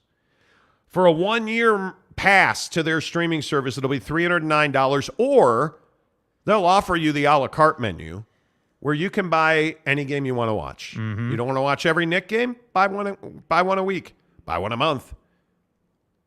That's the future of sports. And it's amazing to me that here we sit having this conversation about the Big 12 and the Pac-12. How do you guys watch sports? Because I find myself watching more and more sports on my phone. Now, last night watching the Jazz and San Antonio Spurs, watching on the set. Last night flipping around, watching a bunch of other games, watching the Dallas Mavericks quite gleefully lose again. I was watching that on the TV. But the next time that I turn on my DirecTV app on my phone and watch something over stream will not be the first time. And tonight when I watch the Lakers and OKC, I'll probably watch it on my phone. Tonight when I'm watching the Memphis Criminals, we'll get into the Grizzlies in a minute. The Memphis Grizzlies and the Houston Rockets, or like a really good game is Philadelphia and Miami. I could turn on my phone right now and watch that game. That's what I'm saying. Like, that's how I watch sports. And think about college basketball. Think about the NCAA tournament. How long is it going to be before you're watching that either on a smart TV through the internet, or you're watching it on your phone? Because, Jake, I don't think it's going to be long at all. Yeah, and I just think that this whole grant of rights conversation is tired. I think that it's tired that we can't, that we can't get anything we want on our phone. It's tired. And I think that, I look at this opportunity for the Utah Jazz, and I tweeted at Ryan Smith directly, and I said, are you taking note? Are you paying attention? Are you, watching the landscape? Because to me, when your RSN, your regional sport network, is, going out of business and you need a contingency plan for the last 5 games of the year and you got to work all this out, like, why would you go to a local TV station? Like, are you really telling me that the Gen Xer, right, the baby boomer, is more valuable to you right now than the millennial? Right? Like, Gen X is still a big portion of the population, 100%. They have a lot of money. They have a lot of buying power, 100%. But millennials are the meat, and Gen Z is coming. And to me, it just makes sense. Be on the smartphone. Why is this so difficult? I shouldn't have to sit here for 8, 10, 12, my entire life talking about a football deal that is being haggled over grant of rights, and that Washington doesn't view streaming as valuable. Oregon doesn't view streaming as valuable. Okay, great. Then, go be on TV, right? But at the end of the day, I really feel like we as a consumer should be able to get anything we want on our phone. I should be able to pay for it per game if I want, per month, or per year, which is what I love about this, right? 84 cents a day, $309 per year. That's not too difficult. You said 84 cents a day. 84 cents a day. For all of those games right there, right? All of them. Not just the Knicks, love that. Not just the Rangers, all of them. And I have League Pass. I have, NHL Center Ice, MLB Extra Innings. I have all the packages. Yeah, you're kind of a sports whore. I am. And I'm not even home that much. That's the sad part. I'm like, dude, last year when I was doing sales at the Yelpatory and everything, my TV was on all day, and I had spring training on. I had all kinds of stuff on, right? And that's what I'm saying. Like, I want, like, perfect example, Don's return to the Viv in Salt Lake City. A Knicks fan should be able to buy that a la carte and be able to watch that on their phone or on their smart TV. They should be able to do that, but they can't.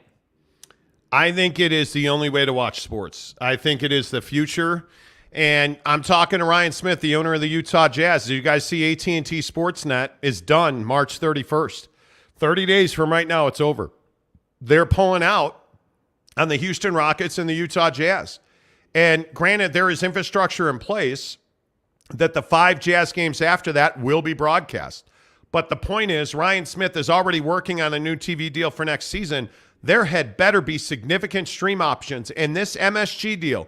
And you could say what you want about James Dolan, the owner of the Knicks and MSG. This is brilliant because it brings his rights back into his house.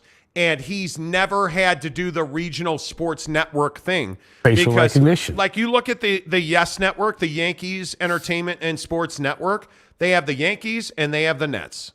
You never have to go to Fox Sports, your mom's cousin's sister's Bally Total Sports Network to figure out where the Nets game is. Right. You know it's on Yes, and you know it's in the Yes app. Right now with MSG, the Knicks, the Rangers, and the Islanders are all streaming on MSG. So they don't have to deal with bankrupt Bally Sports. They don't have to deal with whether or not there's going to be a Longhorn network or an SEC network because it's MSG streaming.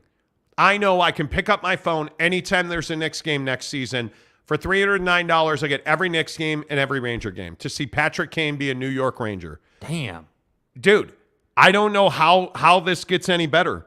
And I just feel like we're in a position where there is a I think quite a robust fight back from fans on this. Yeah. And I understand that. We all pay all of these subscriptions, and we've talked about this before on this show that I think we pay far too many subscriptions, like whether it's Amazon Prime, whether it is Paramount, Netflix, like I'm done with that. When I get my sports app, whatever that is, if it's Amazon Prime Sports and they've got, because I think Amazon Prime Sports is going to wind up with the NBA. That's my opinion. I think they're going to get a big stake of the next NBA deal. Man, I'm telling you, this is a big deal. This failing Bally Sports Network with Sinclair, the parent company of Bally's is Sinclair. This is a huge deal because what it's doing is it's allowing, like, look at AT&T Sportsnet here in Salt Lake City. It's allowing Ryan Smith right now today to control his rights. It's allowing Ryan Smith to sell his own product instead of like the Pittsburgh Pirates on AT&T Sportsnet in Pittsburgh. Mm-hmm. They're making $60 million a year from AT&T Sportsnet. Do you know what their payroll is? $60 million a year. So their TV deal, which now is abruptly coming to an end, was paying their entire payroll. So now, and it's funny, I get it. Yeah. Now, what do the Pittsburgh Pirates do? They're going to have to figure that out. They're going to have to figure that out. But they're probably going to have to make money on their own. Yeah. Instead of having somebody that wants to sell it and be this or that, pay them $60 million. Now Ryan Smith and the Jazz can make their own rights deal, and they can sell their own ad space, and they can sell their own platforms. And that's exactly what they should be doing. And if we're being honest, what they should be doing is going to the University of Utah and saying, hey, let's build an immersive app that brings you Utah Ute Sports and the Utah Jazz all in one place, $300 a year. You don't miss a thing. How would that be for Utah fans? How would that be for Salt Lake City sports fans? By the way, you don't have to live in Salt Lake to obtain that. That would be unbelievable. Now, BYU will never do it, right? But if you're Utah and you don't have a TV deal in the Pac-12, man, I'm telling you, there are ways to get this stuff done. And this is why I always talk about the Pac-12 should do it on their own. Yeah. The Pac-12 should go to a streamer and say, hey, let's make a deal together. And we'll put all our games, we'll put football and basketball, but hey, we're going to need you to take gymnastics and baseball. We're going to need you to do that. They're going to stream those. You're going to have your own channel on Amazon, and you're going to go and sell that. Mm-hmm. That's what I would do. And I know it's crazy, but that's what I would do. Yeah. That's what I would do because nobody else has it like that. Yep. Nobody. I mean... Yeah. Yeah. No, I'm with you. Outside the echo chamber says production is the hard part. It is very much the hard part. But my thing with that take, I don't disagree with you, but are you really telling me you can't find people to produce it? You can't like. Well, it's expensive. The question is, like here in Salt Lake City, let's talk about who's the biggest automotive group. You know, the former Larry H. Miller, LHM, whoever. Yeah. They're owned by a new company, all this. LHM car dealerships, Ken Garff car dealerships. Are you telling me that you can't go to Ken Garff and say, hey, you're our only automotive partner on the new Utah Jazz streaming service. You're it. You'll be on everything that we do. Hey, Qualtrics, we're going to be on everything that our new streaming platform does. Carve out advertising budget for the Jazz. Right? Well, you're going to take a slice of that money, echo chamber, and you're going to pay a third party to produce your games. Not named Fox, ESPN, whoever. That's right. You're going to pay the same people. And by the way, it would be all the same people that are employed by AT&T Sportsnet because those people have trucks, they have facilities. Ryan Smith and the Jazz, any NBA team has facilities to do it. Yeah. And they know who they could hire a way to get it done. The problem is I don't think the Jazz have an appetite to do that. They won't even make in-house content, dude. So I don't know that they have an appetite to do that. I really don't. But that's the way it should be. All right. Brent Burnett says, Jazz not really impacted by AT&T Sports BK. It's not a bankruptcy. It is not a bankruptcy. They already use their own broadcasters, so it's really just a matter of cash or contract for. No, that's dude, completely that's wrong. That's sorry, bro, but completely wrong. you need to read about this. You are not correct. Yeah, that's completely wrong. Just paid my annual MLB subscription yesterday for $149. It all adds up. Isn't it crazy, Jeff? Like, I'm in the same boat with you guys. Like, Yeah. I'm going to watch every Chicago Cub game that I can. Yeah, and you know what really pisses me off? YouTube They TV, suck and they're going to lose? No, YouTube TV Oh, couldn't my bad. find a way to get the Cubs on their thing because YouTube TV couldn't figure out how to get a deal done with MLB. So now I got to find yet another way. Another one. Damn. Yeah, dude. Yeah, that is frustrating. No doubt about it. Let's see. Lee Jensen, a member of the program, says, what if Netflix did streaming for the Jazz? I know, crazy idea, but could save Netflix low key. Yeah. Netflix is already trying to climb into the sports streaming world. I'm just telling you now. Well, it'll be interesting to see what they do because they've lost market share in North America.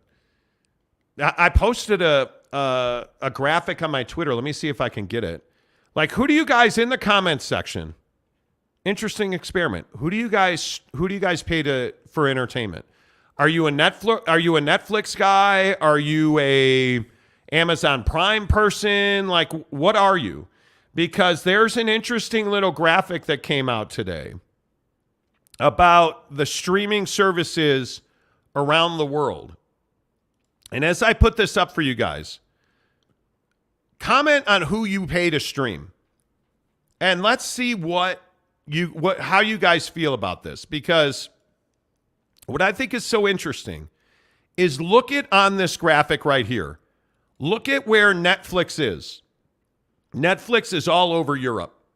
Look at what's in North America, Amazon Prime Video. Look what's in Mexico, Netflix. South America, Netflix. Australia, Netflix.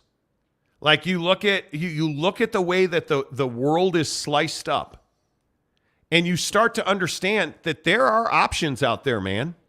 There are absolutely options out there.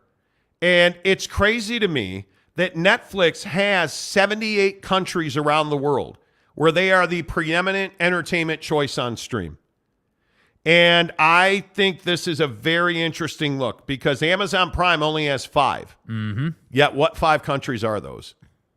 They're massive countries, man. Like it is huge. So what I would tell you about this graphic is I think that Netflix is still clearly making bread. Yeah. But they're not making the bread that they made before, right? I mean, they're don't just think so. not. But I think this quarterback series that they're producing Mm-hmm. is their all or nothing that Amazon Prime did. And I think it's their take on trying to get into the NFL, man. You love this concept. I think it's completely... Oh, so first of all, if you don't know what this is, it's Patrick Mahomes' production company. And they essentially mic'd up several quarterbacks throughout the year and followed them all year long. And now they're going to produce a series on it. And Jake is convinced that this is their foray into live streaming NFL games. Mm-hmm. I think that's crazy. I think this is who Netflix is. They buy content from producers and they stream it. And it's why Drive to Survive is on Netflix. It's why this QB series will be on Netflix. This Tom Brady roast thing. Like there was a belief that Tom Brady wanted to get into comedy. Well, now it turns out that entry into comedy is the Tom Brady roast. Right. That he is putting on, and he's going to tell some jokes, and he's going to get roasted by a bunch of people. We'll see where that ends up. That's, to me, where Netflix lives. They do some sports stuff here and there. Amazon, to me, is the one that's going to get into live streaming sports. Right, but at some point, Netflix has to make a move to make more money. They have to. They've got to do something. I would agree. They have to do something. But I think that something is get better content that people want to watch. Because, like, how does Mayor of Kingstown wind up on Paramount Plus and not in Netflix? Yeah, like, that's what the key is. Yeah, I don't know. That's what the key is. And I'll be interested to see how that works. But I know we've disagreed on this for how long now. I just don't think that I don't think they're trying to get into live streaming sports. I don't. I mean... Maybe I'm wrong. I don't know. Jeff Brewster says Disney, Netflix, Amazon, Paramount, Peacock, Hulu, and DirecTV. God damn, dude. Can I get some of the bread you making? Damn. That's a lot. Yeah. Oh, my God. Brady Cook, a member of the program, says Hulu, ESPN, Netflix, YouTube TV. I think that's really typical. Yeah. I think that's pretty, Brady, I think that's pretty normal. I've never watched a second of Hulu. Yeah. Am I missing something? I don't know. Not a Hulu guy. Hunter Brown, Netflix, Amazon, Hulu, NBA Team Pass, Disney, Paramount, and HBO Max cutting Netflix soon, though. Yeah. I think you and everybody else. Dan Kinnersley, a member of the program, says YouTube TV. See, again, Yep. Look at Dan. Look at you. Look at me. Yep. Look at all the people saying YouTube TV. Yep. I think, by the way, I also think this is where live streaming sports could go. Because you're already getting, one of the interesting things is nobody watched MLS on Apple TV and nobody watched live golf on CW. So I don't think it's just any sport. Right. Well, the problem for live golf is they chop people's heads off, so it makes sense that they wouldn't give views. Well, I mean, other than that, it's just that little thing. What was the real problem with live golf on CBS? Not all of the CW affiliates took it. The 8 largest CW markets said, no, we're good. We don't want the Saudis on TV here. Did you guys hear that? Yeah. For live golf, the 8 largest CW network TV stations said, no, we're good. We're not taking it. By the way, 2.38 million people watched the Honda Classic this past weekend. So, just saying. But Dan Kinnersley, I think that's really interesting. YouTube, Netflix, Prime Video, Disney Plus, HBO Max, Apple TV, and probably some that I've forgotten about. Right? Probably some you've forgotten about. Capazzo, what's up, my GZ friend? Amazon, Hulu, and Netflix, although Netflix is paid for by my cell phone company. There you go. Fat Jesus, see you in a couple of weeks, Fat Jesus, says Prime, Netflix, Hulu, all good, but nothing compared to my $10 monthly fee to be a member of the Monty Show. Hey, man, that's just the facts. And by the way, we don't have to negotiate grant rights on this here program. Yeah, it's assumed. Jaron Echo says, I've got Netflix, Hulu, Prime, Stars. What do you watch on Stars? Discovery Plus, HBO Max, YouTube Premium, and cable. Okay.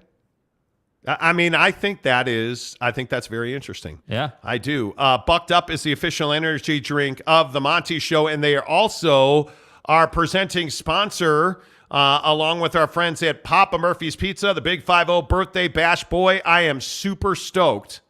I wish I could get this graphic to show. I am super stoked about the Big 5-0 birthday bash that's coming up with Max Tooley and Brant Keithy. I don't know why this graphic won't show. There it is. Hey! Get the there internet. You go. The internet. Yeah, our good friends at Bucked Up are going to be a big part of our Big 5-0 birthday bash. You guys, and if you are coming to the Big 5-0 birthday bash, we got a 6-hole miniature golf course being installed at the Maverick Center for the Big 5-0 birthday bash. And live during the show, our friends at PXG are going to be there. Really? With PXG putters. And if you want to get fit for a putter, they'll do that too. Really? How about that? Oh, by the way, our friends at Canyons Golf, the official golf club of the Monty Show, Canyons Golf up in Park City at Canyons Resort. Yep. Yeah, we're going to be giving away a season pass and several rounds of golf. Mm-hmm. So we're going to have a lot of fun. It's going to be amazing. It is March 10th, as you can see on the graphic, right here at the Maverick Center to celebrate my 50th birthday. Yeah. It is presented by our good friends at Papa Murphy's Pizza and Bucked Up Energy. March 10th, right here at the Maverick Center, you get a ticket +1 to the game to see the Utah Grizzlies and the Kansas City Mavericks. It's going to be a great hockey game. We're going to have a fully catered dinner for you, miniature golf. You're going to get a commemorative T-shirt, and the T-shirt design, Amber Spencer, who is a member of the program, by the way, is an amazing graphic designer. So you're going to get an amazing T-shirt. We're going to have an amazing cake. We're going to have amazing food. Yeah. We are going to have 6 holes of miniature golf. Yeah. Max. And no, it's not LIV golf. Max and Brant, BYU and Utah football are going to be there. Come on, let's go. Let's go. Now, we are really close to capacity on this thing. Mm-hmm. I got to be honest with you. We don't have a lot of room left because you guys know that if you are a member of the program, mm-hmm. you automatically get in. Auto bid. To this event. All you had to do was Did everybody RSVP? Did a lot of people RSVP? Yeah, we've got about 60 or so people just from our membership group. Yeah, are coming to this event. If you want to join us, we would love to have you there. But honest to God, we probably have 5, maybe 10 spots. Yeah. That's it. Because so many people have asked us to come to this thing. I'm just telling you. I mean, you may or may not be able to, squeak your way into this thing with a picture tagged on Twitter of the Monty Show. But yeah, I mean, if you guys want to get in, there are ways to make it. I mean, I can get you a toe. You want a toe? I can get you a toe. Do you guys know where that's from? Do you know where that's from? Do you know where that's from? I'm not answering that question. Okay. I can get you a toe. Me? I can get you a toe. A toe. I can get you a toe. Come on, bro. We want you guys to be there. Please. Gabriel says, bro, I wish I was able to go there. We do too. Robert says, is Mrs. Monty jumping out of the cake? Of course. Of course. It's going to be an amazing cake. I was working on the graphics for the cake today. That's going to be amazing. And this 6-hole golf course, I mean, dude, this 6-hole golf course is going to be amazing. Yeah, dude. I am super, an indoor 6-hole miniature golf course. Yeah, man. At our event. PXG golf putter, PXG golf fitting, PXG golf is going to be there. Yep. Come on now.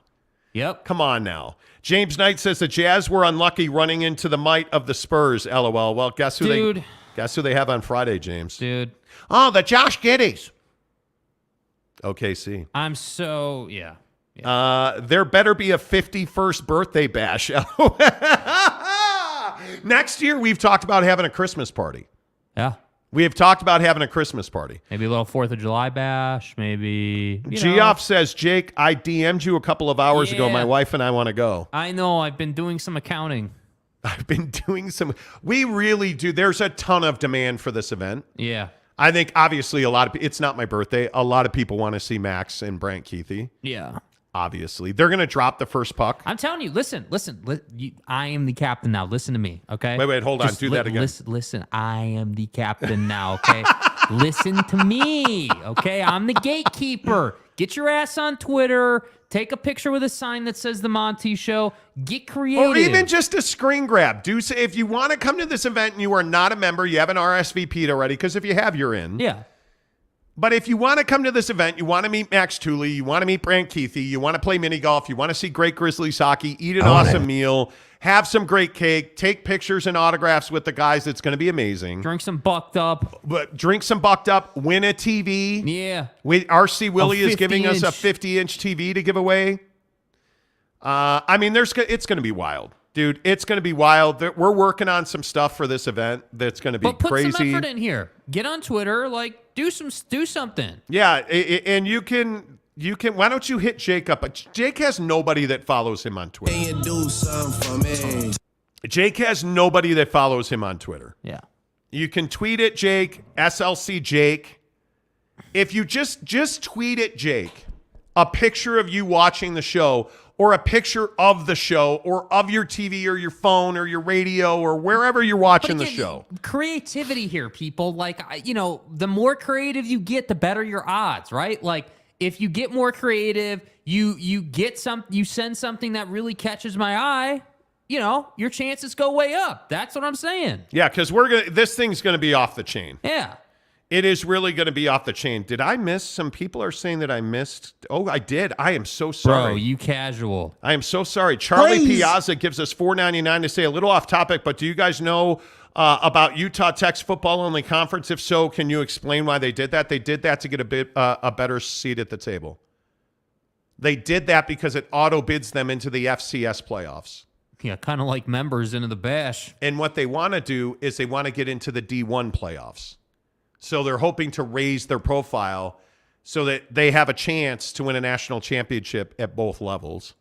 Charlie, does that answer your question? Matt Ritson gives us $2 to say the Pac-12 conference should make a deal with Versus TV. Oh, geez.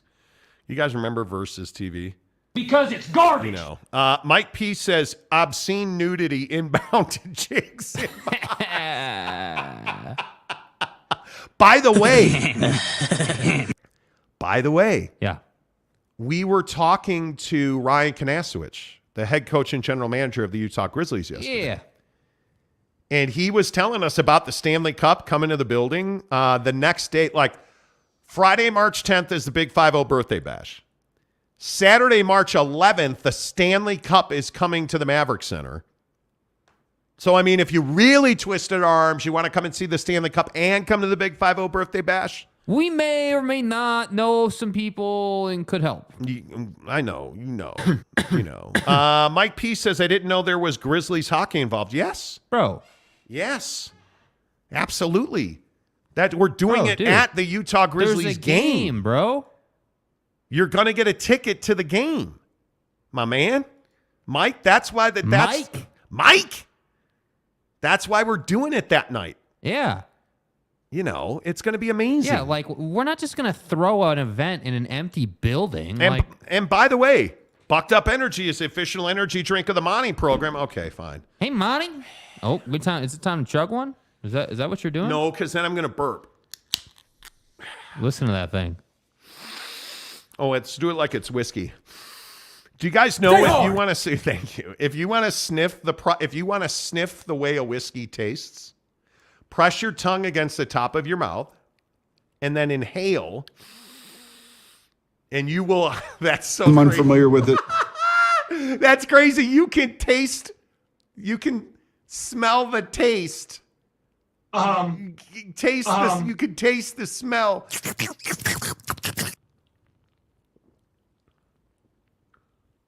Bro, he's going in. He's going in. Wow. You know. I love it. I'm telling you, Miami. Bro. Miami's the best, dude. Zero sugar. And you know the thing I like about this? You get an even lift. There's no like spike and then crack because it's all good. Really quality, ingredients. And again, you want to talk about small business owners? The guys that founded Bucked Up are amazing, amazing Utahns that have put their heart and soul into growing this company. They've got retail stores that are individually owned and operated. Go into any of the Utah locations of Bucked Up Energy, the store, the Bucked Up stores. I personally shop in South Jordan, Murray, and Orem, but you can go to places like St. George. You can go to Farmington Station. Any of their stores, tell them, hey, I heard about you on the Monty Show. They are going to give you a free can of Bucked Up Energy. The Monty promo code is only good online at buckedup.com. Get 20% off your purchase at buckedup.com. When you use the promo code Monty, you'll get 20% off. Yeah. And, oh, by the way, if you click the link in the description below on this here program, Gabriel says, classic, Monty. Thank you. Thank you. I appreciate it. Thank you. When you click the link in the description below, you get 3 free samples. Oh my God. Terrible. I'm a terrible person. It's fine. Click the link. It's in the middle of the read, bro. This performance is unmatched. Do you know how you feel the devil welling up inside of you, and you're like, dude, it's coming out, man. It's coming out, dude. This is one of your best performances ever, bro. If you click the thank you, it's internal, coach. If you click the link, you'll see below you get 3 free samples of your choice. Please, I beg you to try the Peach Ring BCAAs. I use them every day, the BCAAs. Please. I use them every day in the morning at the gym. I drink them while I am lifting, and I love them. What do you bench? Speaking of truck stop food, it tastes just like the Peach Rings. You get it at the Maverick, wherever you're on the road. It's amazing. The BCAAs are great. I've been told the low stim, the stuff that's lower caffeine, lower stimulant, I'm told that stuff is amazing. My wife loves it. And I'm telling you, anything peach, Miami, the flavors are amazing. Click the link, get the free samples, and you get a free shaker, which is outstanding. Knock it down. Click the link. Get your free samples. Because I'm telling you, the Bucked Up Shaker Cup, amazing. Geoff says, hey, Monty, sick belch, bruh. Dan Kinnersley said, got to throw that Bucked Up in a beer bong. That's exactly what I'm saying. Dude, seriously. That's what I'm saying. Capazzo says, better out than in. Great sound with that belch. Classic, dude. Want better execution. Like, I'm over here working for you people. Yeah, I mean, that was truly incredible. This is... I mean, to wait until, 4:50 in the afternoon and then to chug it and then to have that kind of performance is just, that's an all-timer, bro. Mike P says, you enjoy your peach ring stimmed. I do. I'm telling you, the BCAAs from Bucked Up that are peach ring are freaking fantastic. Yeah. Capazzo says the store in GC gives a first responder discount. They have great service and excellent products. Okay. Look at that. Okay. I'm telling you, man, Bucked Up, the people that run Bucked Up, Ryan Gardner, who's the founder of Bucked Up, him and his brother, they're just good dudes. They're those people you talk to and you want to be part of what they're doing. Yeah. Bucked Up is the official energy drink of the Monty Show. Make sure you tell me you heard about it on the Monty program. And without further ado, let's talk football. 50, 10 of the hour, every hour on the Monty here program. All right, can we talk about Aaron Rodgers, please? Here on Football at 50, presented by Papa Murphy's Pizza. Where are you at on Aaron Rodgers, Jake? I mean, I just think he's a douche. Like, there's no way around it. You go on everybody and their mom's podcast and talk about darkness retreats and how you'll make a decision at some point in your life. And, never mind that the, Green Bay Packers, this amazing organization that you've represented, allegedly in good faith, never mind that you're holding them over a barrel. This guy is a douche. And I get it. He's a great quarterback. This guy is a douche. But he's a douche. Can we all just get on board? Say it with me. Aaron Rodgers in his darkness retreat is a douche. Well, right? and if you don't want to take our word for it, just take Aaron's word for it. In parts of a couple of days, imagining what it would be like to retire and then imagining what it would be like to continue to play. Instead of trying so hard to be, I'm not just a football player, what if I just embraced I am a football player? And look at how fucking beautiful it's impacted my life. And there's probably people that think I'm done. So, again, there'd be plenty of inspiration down that road. Bro, okay, I don't know, man. There were some awfully loose joggers he had on there, but this just feels odd to me. This is from the Aubrey Marcus podcast. Listen, I'm all for connecting with yourself. I am. I think it's really important. This is weird. I don't know how else you say it. I don't know. He chose not to go on the Pat McAfee show. They do Aaron Rodgers Tuesday. He chose not to do that this week. Maybe he found some enlightenment that said guys who wear tank tops are not good podcast hosts. I have no idea.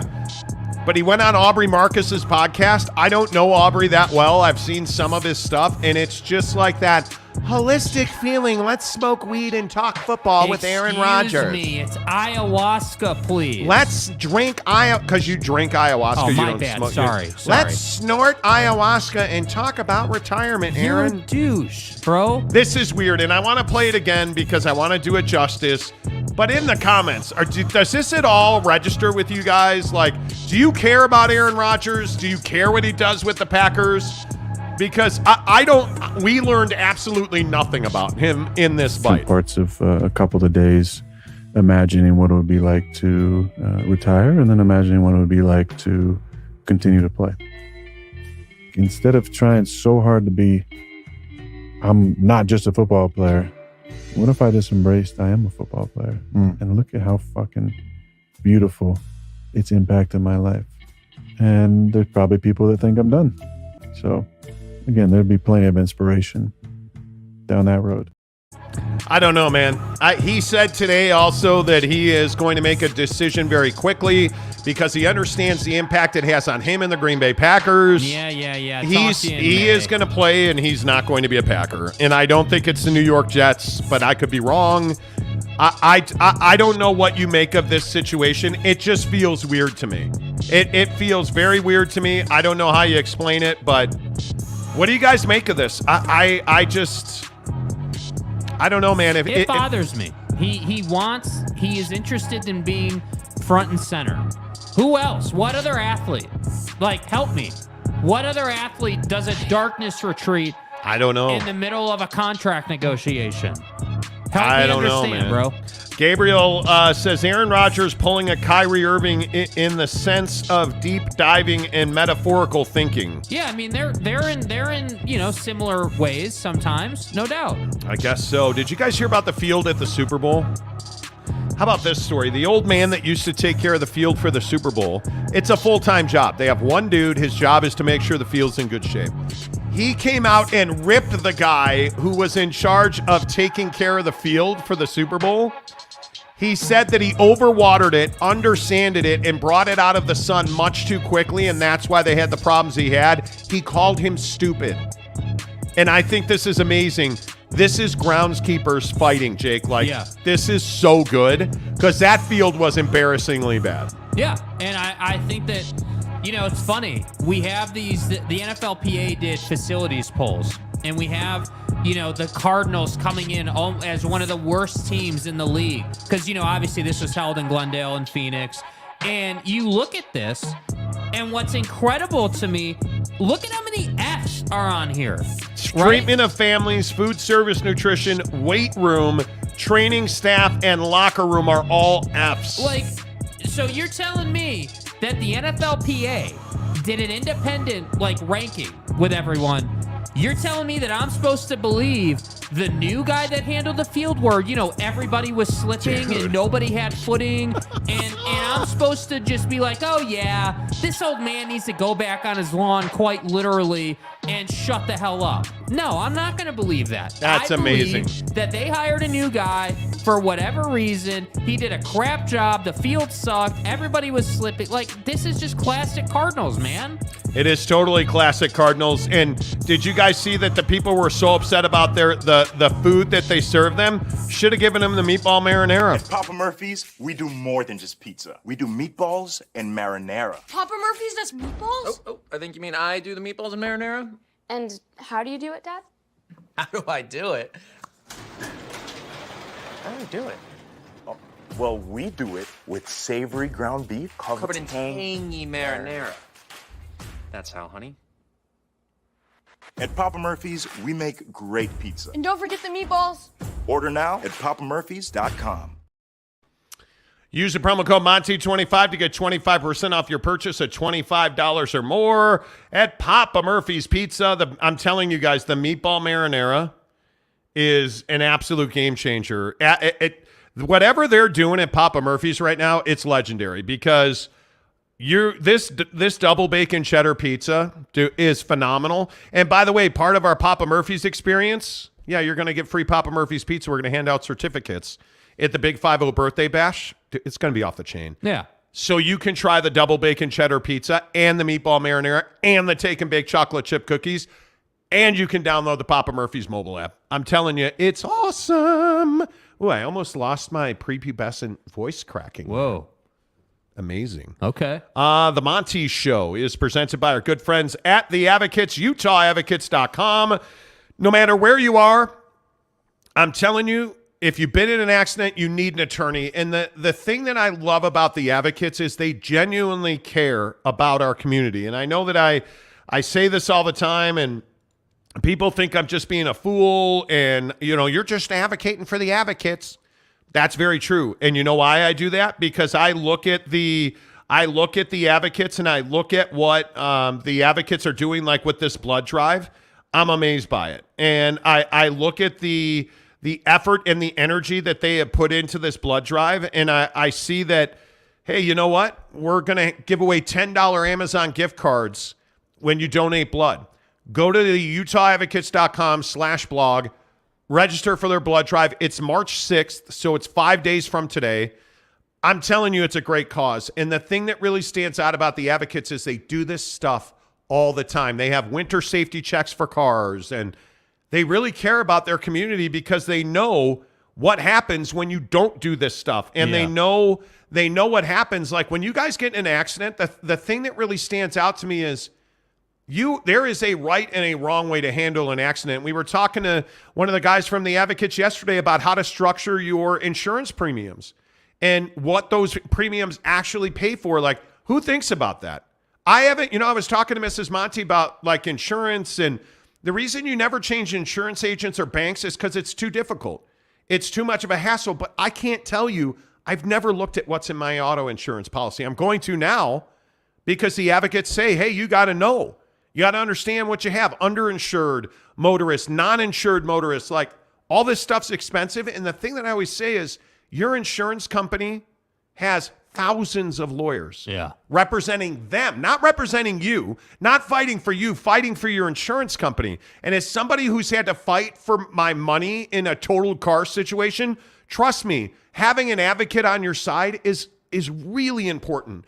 And there's nobody better than the advocates. UtahAdvocates.com.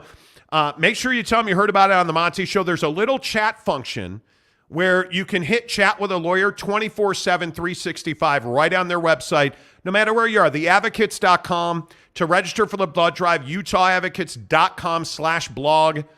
I mean, they just do great work. Make sure you tell them you heard about it on the Monty Show. Okay, let's talk NBA hoops, my friends, because we have huge games coming up tonight. How about Kevin Durant making his debut for the Phoenix Suns against the Charlotte Hornets? I mean, I think one of the things that's so interesting is we're looking at where the Utah Jazz are right now. Mm-hmm.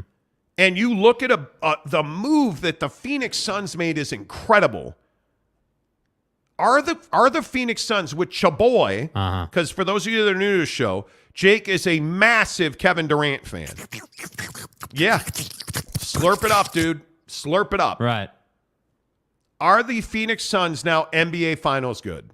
Yeah, I mean, I think that they have the talent to be finals good. I think the only thing that remains to be seen is how it's going to pan out on the floor, and that's why everyone's looking for his debut tonight. And I think that, you couldn't have asked for a better debut than against a crap team in Charlotte who just lost the Melo Ball and really are not doing anything this season. So to me, yeah, I mean, I think this is a nice night to debut, and ESPN's been talking about it for a week that this is when it would happen. So yeah, I mean, I think that they're talent-wise, their finals good, but again, we need to see it pan out. To be honest with you, I'm not impressed with what I've got from Book this year. I'm not. Like, Book needs to do some proving this season. Like, I need to see him step up and make big shots. Like, missing free throws late in the game, like not performing, and I know I'm being kind of harsh on him, but you're literally paid to put the ball in the hole. Like, get the job done, bro. That's what you're paid to do. And now you have someone who's better than you at this game, showing you things and helping you, I would assume, and giving you little tips and tricks and little things. Like, to me, there's just no excuse for them not to make a deep playoff run now. And obviously, you've got Ishbia, who's just taking control, got the deal done, has expectation, wants to win now, has come out and made, media noise about this. Like, it's obvious. They want to go ahead and win a championship. But I don't believe that adding Kevin Durant to this group instantly makes them a finals contender, or instantly makes them the favorite to win the finals. I do think they're a finals contender, though. I wouldn't be surprised if they made an appearance. So to me, that's where the Suns are at. And hey, to me, there's more on the line for Kevin than there is for Book. Like, I think if you go to this team now and you don't win a championship, that's just adding to the ring chaser narrative, which is a whole nother conversation. But the reality is that's what people think of Kevin. So that's what it is. Is he a ring chaser?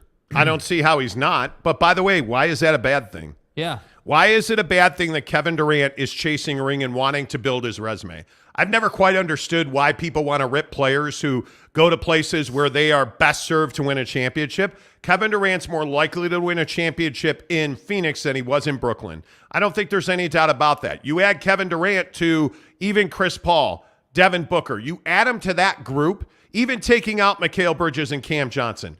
They're still an elite team because now the Phoenix Suns don't rely on Chris Paul. And unlike some people at the table, I am telling you that Devin Booker is ready to pull forward on this team. I think Devin is acutely aware that he has to now start worrying about his legacy. And my hope for my guy Book is that having Kevin Durant in that locker room really ups his mental game.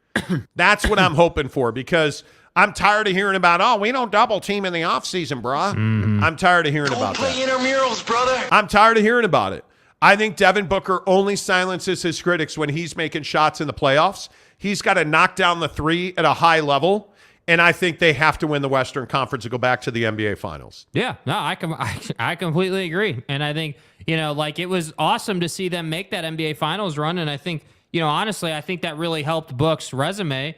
But the problem was the next season you got shellacked by Dallas in embarrassing fashion. Like, it would have been one thing if you just had lost and they beat you in a 7-gamer or whatever, Sure. and it was highly competitive and close or whatever. Like, okay, fine.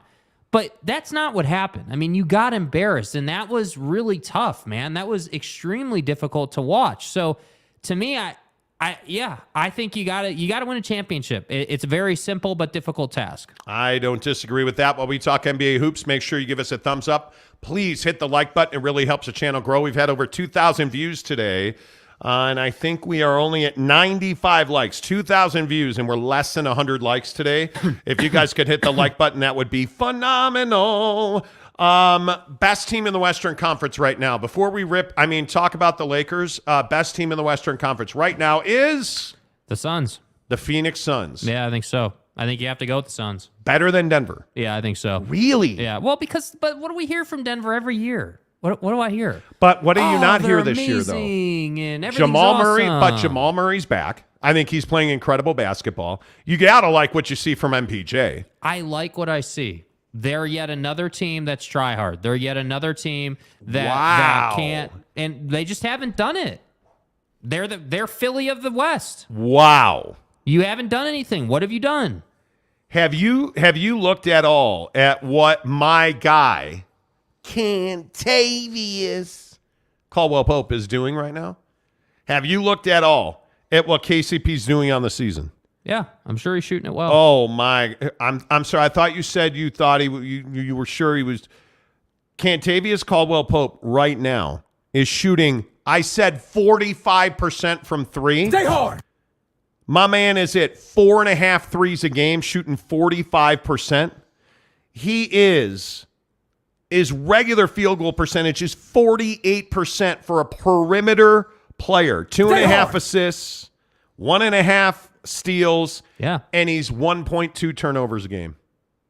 That dude is playing efficient basketball, and I think he's having the best season of his career, and I think he's a big reason why they can be an elite team and why I think this is a year. If they don't win it this year, I don't know that they ever will. If the Denver Nuggets don't go to the NBA Finals this year, I think you gotta really take a hard look at this team. Because if they don't go now, with the depth that they have built into that team and the way that KCP is playing for them, I don't see any reason they don't go to the NBA Finals. Yeah, I think, for me, I think that reason's Kevin Durant. That's what I think. Now, again, I think your take on Kevin staying healthy is perfectly reasonable. Yes. Yeah, Kevin does need to stay healthy 100%, but assuming he stays healthy, that would be the reason they don't go. And I think, this distraction known as the Dallas Mavericks is really interesting because obviously they're a playoff team and they're going to get a series. Bro. But it's bad. I'm not trying to be a jerk about this. And I am a known hater of America's favorite anti-Semite as well as Luka's punchable face. Right. Okay? And look, I have respect. I have respect for Luka's game. That's not a championship team. That's not even a good team at this point. And I understand that Luka and Kai Rizzle, I understand it. It's going to fail. You're not that guy, pal. Trust me. You're not that guy. Dude, I look at that game last night. Mm-hmm. And we were talking about this in the group, in our Monty Show exclusive, members only, super secret exchange national security blueprints. Yeah. Win If the you war in felt these Ukraine balls- and stuff group on Instagram. Right, yeah. We were talking about that. If you'd like to join, please click the link in the chat. I just think that Kyrie and Luka Doncic don't have the time to find that truly elite chemistry that you have to have. And I look at a guy like Kevin Durant and Devin Booker, that feels really easy to me. Kyrie Irving, America's favorite anti-Semite, and Luka Doncic does not feel easy to me. I think Kyrie, no, I'm not going to keep saying it. I think Kyrie is really complex. I think he's very difficult. I think he's not a get-along guy. And I think you're never going to tell him what to do. You're a douche. And so I don't know how you fix this situation in Dallas. But I look at Phoenix tonight, and I think this is a huge moment in time for the Phoenix Suns. And I agree. Now, again, last night Kyrie's running into the Pacers and Halliburton, and I get it. They played really good basketball, and Miles Turner was lit, and I thought Smith and Nwora were really good. It doesn't matter to me. It doesn't matter to me, because what I'm telling you is it's March 1st, and the calendar's turned now. And like I look at this situation with Phoenix and with Charlotte, Kevin Durant should go off. And by the way, he's 1 of 2 from the floor already. He's got 2 points. I'm Kevin Durant. You know who I am. They're going to kick the crap out of Charlotte tonight, and they're going to feel good doing it, right? You're going to go into the locker room at halftime. Stay hard. And you're going to be like, dude, why is everybody sporting a tent? Stay hard. Because it's Kevin. Whoa. I thought you just said you're going to go in the locker room and ask, why is everyone sporting a tent? Stay hard. Bro. It's Kevin Durant. You know who I am. I'm misinterpreting what I'm saying. I'm Kevin Durant. I'm Kevin Durant. You know who I am. You know who I am. Stay hard. Bro. Right? They're going to roll over Charlotte. They're going to leave Charlotte highly engaged as a basketball team. And I cannot say the same thing for Dallas because they keep losing games with those 2 dudes on the floor. Yes, they do. I can't say the same thing for Anthony Street Clothes Davis because he's missing the game tonight for the Lakers. Oh, God, Danny, my foot hurts. Anthony Street Clothes Davis. I don't know if you know this, Bro. but D'Angelo, that was probably too much. I have bucked up. I feel good. Yeah. I don't know how to break this to you, friends. LeBron James and D'Angelo Russell are out. You softy. You need to play. Oh, but my foot hurts. Anthony Street Clothes Davis. Shut up. And play. Whatever. If they don't trade him in the offseason, you're just telling LeBron essentially, hey, dude, good luck the rest of your career. Rob Lastinka, please. You're so fucked. If Rob Lastinka, the general manager of the LA Lakers, does not trade him in the offseason, I don't even know what you say about that. I really don't, because I just cannot. La GM, please. I cannot believe that Anthony Davis is not going to play tonight. And by the way, they're against OKC, and OKC's a 3.5-point favorite. They're against the Josh Giddies. Oh, I'm sorry. They're against the Australian sensation. Yeah. Oh, the Northern Australia Current Pipeline. Whoever came up with that shit need to be fired. Josh Giddey, otherwise known as Saving Nemo, coming into the game now. Right? Like The EAC. Josh Giddey is going to roll over the Lakers tonight. Right. James Knight says, how do you rate the Bucks, lads? Can Giannis stay healthy, dude? I'm a little worried about Chaboy, though. If we're being honest, I'm a little worried about Joe Ingles. Yeah, what do his stats look like? How's he been doing anyway? You don't want to talk about Joe Ingles' stats. Let's just. Oh, shit. I think Joe Ingles is going to be a big part of that team, whether he plays or not. But I think you're looking at a Joe Ingles who's not the same player that he was. And it's tough the other night watching him not limp around. I'm not saying he's limping around. And the guy, I think that he's still shooting in the middle 30s. But, man, I look at the way that Joe Ingles is playing right now, and he's just not the same player anymore. And it makes me nervous, frankly. It really makes me nervous. And I want to see him be that same guy. But I look at Milwaukee and, dude, if Giannis and Drew Holiday are out there, you have a better than average chance of winning games. Yes. And I just think that Drew Holiday is so underrated on that team. When he's hitting his shot, they're extremely difficult. That said, I don't know, necessarily who's coming out of the East. I mean, to me, that's one of the toughest questions in basketball right now, because I'm with you that Philly's playing well, but they're not winning games. That's the problem. They're not finishing. They're not closing. That's the trouble. Yeah. And I'm not going to sit here and say that Miami is now all of a sudden a threat because they won a game over Philly, but Miami is that team that's just kind of gritty, and when they do show up, they're a pain in the ass. In this game tonight, you better watch Donnie versus the Celtics, because this game tonight, I think, is a big-time measuring stick for who this Cleveland Cavaliers team is, because if they can win this game, that tells me a lot about what they're capable of. But if you lose by 10, okay, you are who we thought you were. Yeah, and then there's Ja Morant. And I need to adjust my chair to talk about Ja. I don't know what Ja Morant's doing. So you guys remember the allegations, right? They were allegations. Right, allegedly. That Ja Morant did a drive-by laser pointing. And, we laugh about it. This is right? fucking America. But it's not really that funny. Yeah. In our country, when we have a gun crime problem in this country.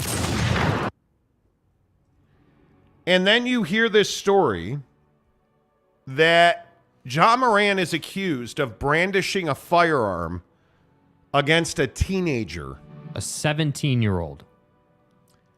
I don't understand what Ja Morant is doing. And if somebody would like to explain this to me, I would love to understand it. And again, it's all allegedly, right? But allegedly, they get into a fight. John knocks him down, goes back into his house, allegedly, comes back out with a gun on his waistband, and he's pulling the classic Hank Voight move from Chicago PD where he's got his hand on his pistol, his firearm, and is threatening to use it. And it's dude, who do you think you are, man? The incident involves a teenage boy, 17, who told police that Morant, who's 23, punched him 12 or 13 times during a pickup basketball game at Ja Morant's house. He claimed Morant and a friend hit him so hard it left a large knot on the side of his head. Police say they observed that knot. The teenager reportedly told Shelby County Sheriff's detectives that after the fight, Morant went into the house and reemerged with his hand on a gun visible in the waistband of his pants. Morant told police he had been acting in self-defense, said I swung first, but believing the boy was the aggressor because he threw a basketball at Morant's head, then stepped up to him, pulling up his pants. The boy alleged that he was checking the ball back to Morant, who had thrown the ball at him first, and the ball slipped through Morant's fingers. I don't care. Ja, it's your fault. You're an NBA player. Why is there a 17-year-old kid at your house playing pickup that you got into a fight with, allegedly? Not even allegedly. You admit I'm a man that you swung on him. What are you doing? And then you allegedly come out with a gun in your waistband. And this is after the whole mall incident where he threatened a security guard allegedly at a mall in Memphis. And now we get the allegation that you did a drive-by laser pointing on somebody, allegedly. What are we doing? Yeah. What are we doing? And I'll go back to Jalen Carter on this. Okay, that's fair. Yeah, that's fair. Jalen Carter, the Georgia defensive tackle. Yeah. What are you doing, homie?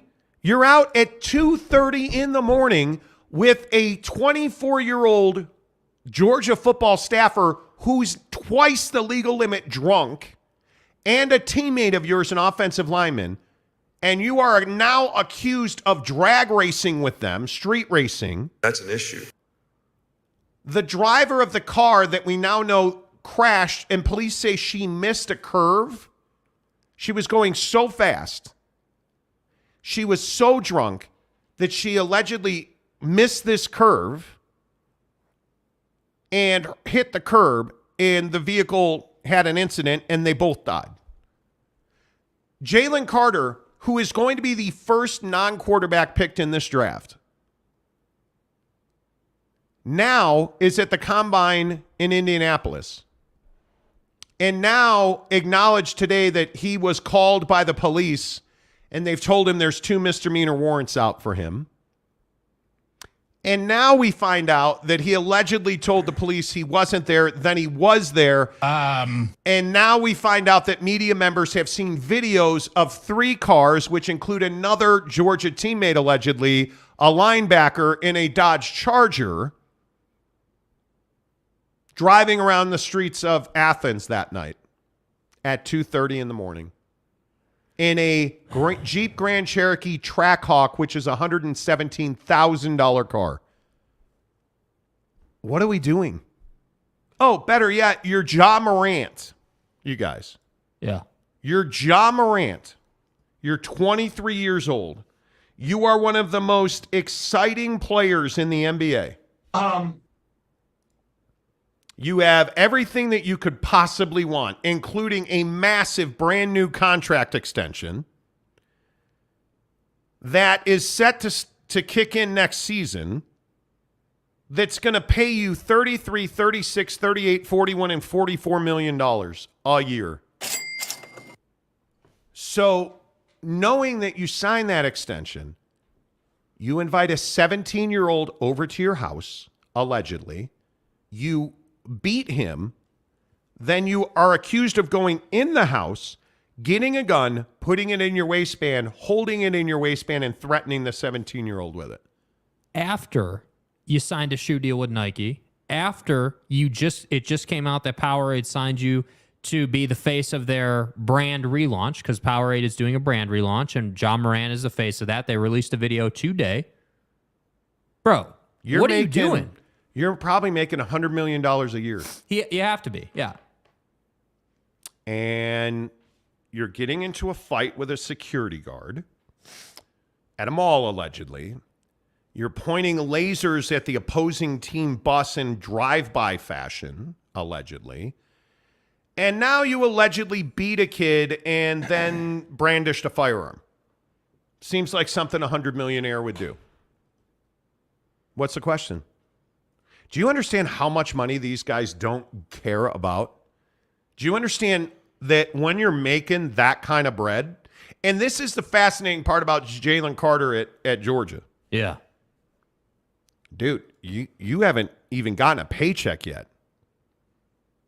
You just assume you're making that bread, and you're at the combine when your phone rings, and it's the police saying, hey, yo, we've got 2 warrants out for you, bro. When can we come pick you up?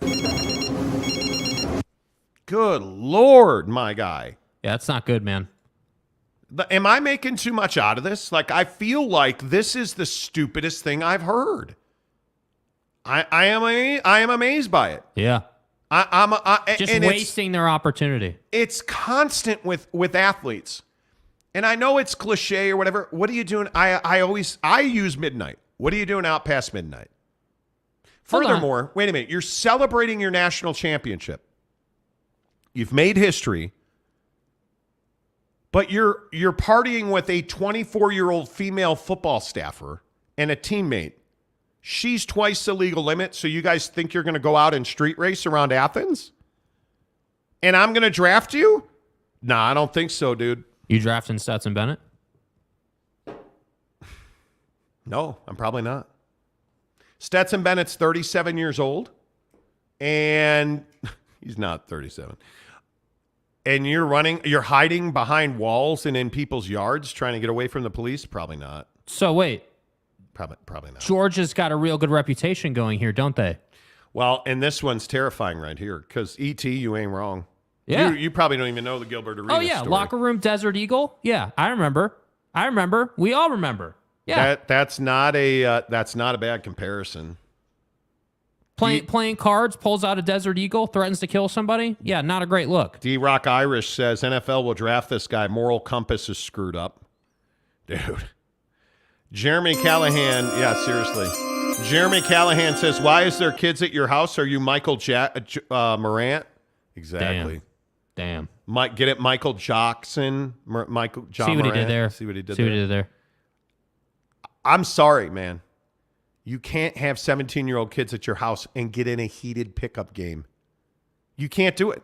I know, you're going to say, well, shit happens. I've been to Vasa Fitness. Well, I get it. But you're not making $100 million a year like Ja Morant is. And I'll drop that motherfucker. You can't allegedly beat a 17-year-old kid and then allegedly brandish a firearm against him. Can't do that. Can't do that. Yeah. Right? Gary says someone is going to handle Ja. He will learn the hard way since he wants to be so gangsta. Well, and you know what my question is? Where's your dad? Oh, that's right. He's getting in fights with Shannon Sharp at the Laker game. Seems like that's a family trend. I'll drop that motherfucker. Right? Look at this fat ass over here. Like father, like son, right? That's not nice. Do you want me to go get my gun? Exactly. Come on, dude. This is what I mean, bro. It's not like I don't understand why these guys make it so difficult. Like, and you know what it is? That's a really good point. You're making easy difficult. You are taking, oh man, fuck, my life is so hard. You know, I got all this Powerade money coming in. I just signed this new contract. It's time I got a signature shoe with Nike, bro. It's time to beat wholesale ass. Damn. Anybody, hey. Get your lazy ass in the gym. Hey, man, somebody find me a 17-year-old. What's up, motherfuckers? Like, that's what you're doing. You're going on, well, man, hey, let me get to neighborhood teenagers. First of all, you're Ja Morant. Are you getting better playing against 17-year-olds? What's wrong? Chris Brickley's gym's full? Like, what are you doing? What are you doing? Oh, what's wrong? You didn't want to pay the fee to get into Black Ops runs? This is why I don't understand guys like who wasn't Julius Randle at the gym playing pickup basketball one summer or like, They all are. They all are. I mean, you know, what was it? Hutchinson in the NFL was like all these guys but are. No, seriously. Like I remember games when I covered the Lakers. One of my favorite things was in the summer when the general manager, Mitch Kupchak at the time, would have media availability at their practice facility. You could always go in there and guys would be running. And I cannot I probably watched a dozen Kobe Bryant summer pickup games against guys I had no idea who it was. But they were grown-ass men who knew how to play basketball. He's 17 years old. But do you see the difference? That's a great example. Team facility, like professional environment, security guards, no guns. Nothing's going to happen there, right? You could get in some kind of fight or whatever. Nothing's going to happen there. This was in your backyard on probably a concrete court with a 17-year-old? Like, dude, what are we doing? Hey, Ja, by the way, bro, hey, did you know 17 is 1 year below 18? You're beating up on a kid, my dude. Okay. Idiot. Shake Shack McCluskey? Dude, what are you doing?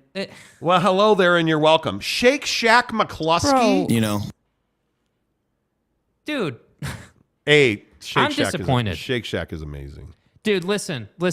That comment right there out of you, Mayor McCluskey, if you're McCluskey, I'm Bunny right now. We're doing things my way now, and it's definitely not Shake Shack. Yeah, you had your chance, Mike. Yeah. D-Rock says, no accountability. Also heard this was done in Georgia. You owned vehicles. Had no business for non-school related activities. I don't know who owned the car. Dude, that's 117,000. We just looked at Trackhawks. Yeah. When I was buying my Jeep, we were looking at Trackhawks. And damn, they are nice. They are, but damn, they are fast. She was twice the legal limit, that girl. But it makes perfect sense, doesn't it? Like the girl is in, what was it, a Ford Expedition? Probably a Georgia U vehicle, probably, right? Probably. If we're being honest. So situationally speaking, what did Buddy do? He rolled up in the Trackhawk, probably a red one. I don't know, though, but just a guess. Probably a red Trackhawk, right? Feeling like a badass. Yeah. Homegirl had one too many to drink. They were having a bunch of fun and liked the Trackhawk. Seven too many to drink. Like, it just is so obvious what happened here. My problem isn't exactly, like, I do have a big-time problem with what happened. But my bigger problem is that you ran from the scene and then you flew across the country to Indy for the combine. That's my problem. You left your friends, your people dying on the street. That's why I wouldn't draft Jalen. That's why, because you left your people dead in the street. Then you lied about it. Then you decided to come forth about it. That's why I wouldn't draft this guy, dude. And no, I'm not drafting Stetson Bennett. Another guy that now, because Jalen had to one-up him, right? Like, Stetson Bennett being drunk and running from the police is a bad look. Now, he didn't kill anybody, right? Nobody was injured in the drunkenness of Stetson Bennett, but it's the same thing. And now, like, is it too far to be like, hey, Kirby, might want to, like, help your players just get to the NFL? Like the couple months it takes to get to the draft, just help them get to the draft.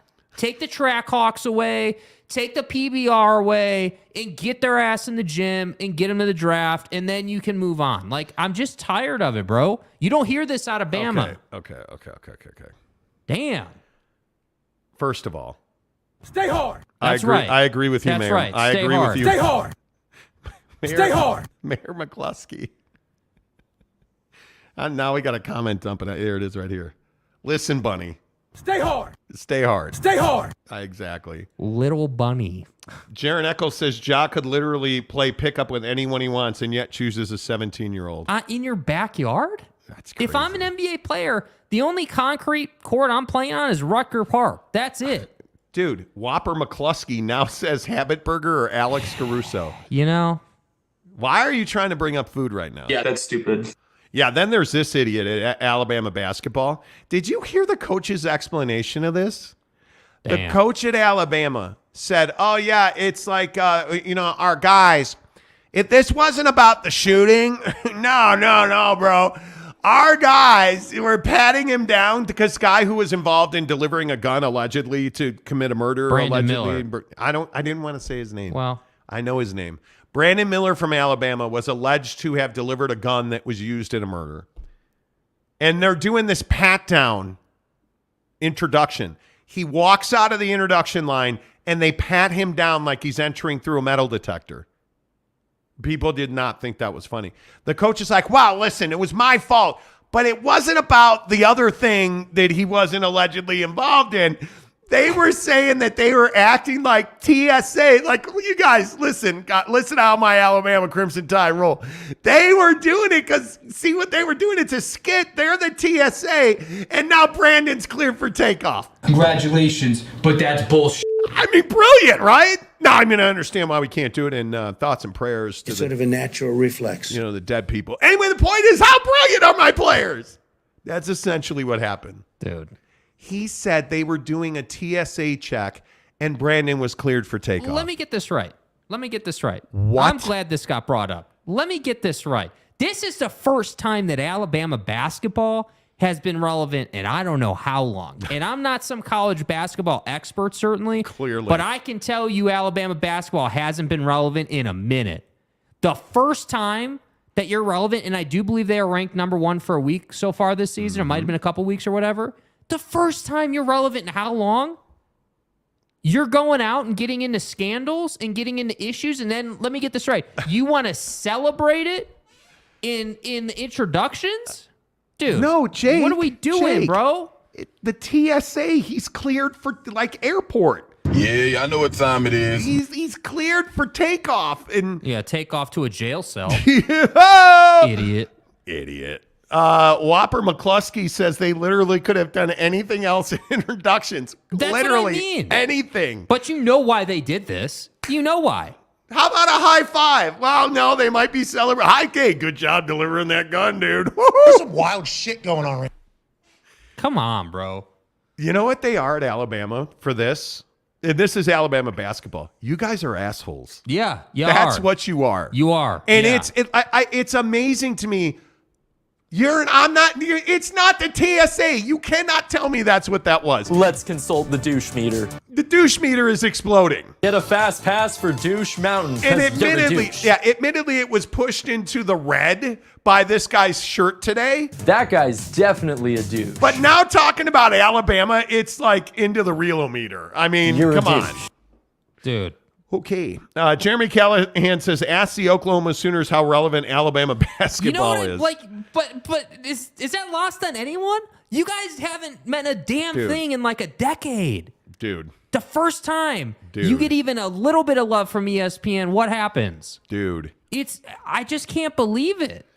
And then the head coach is going to get some free pass, and he's going to get some award for how great of a job he did with his program, even though his players were out handing guns off. And, like, dude, what are we doing, bro? By the way, Devin Booker's outscoring Damn. Kevin Durant because Devin Booker's a better player. Yeah, my ass. Katie's 2 of 4, 1 of 2 from 3 for 5 points. The Bookmeister, 4 of 7, 8 points, stud. Kevin Durant. You know who I am. By the way, they might want to guard Terry Rozier, who's got 9 points in 12 minutes. Scary Terry. Scary Terry. is not out playing basketball on his back porch. Yeah, seriously. Real quick, though, before we move on. Anybody notice that Wiseman is starting in Detroit?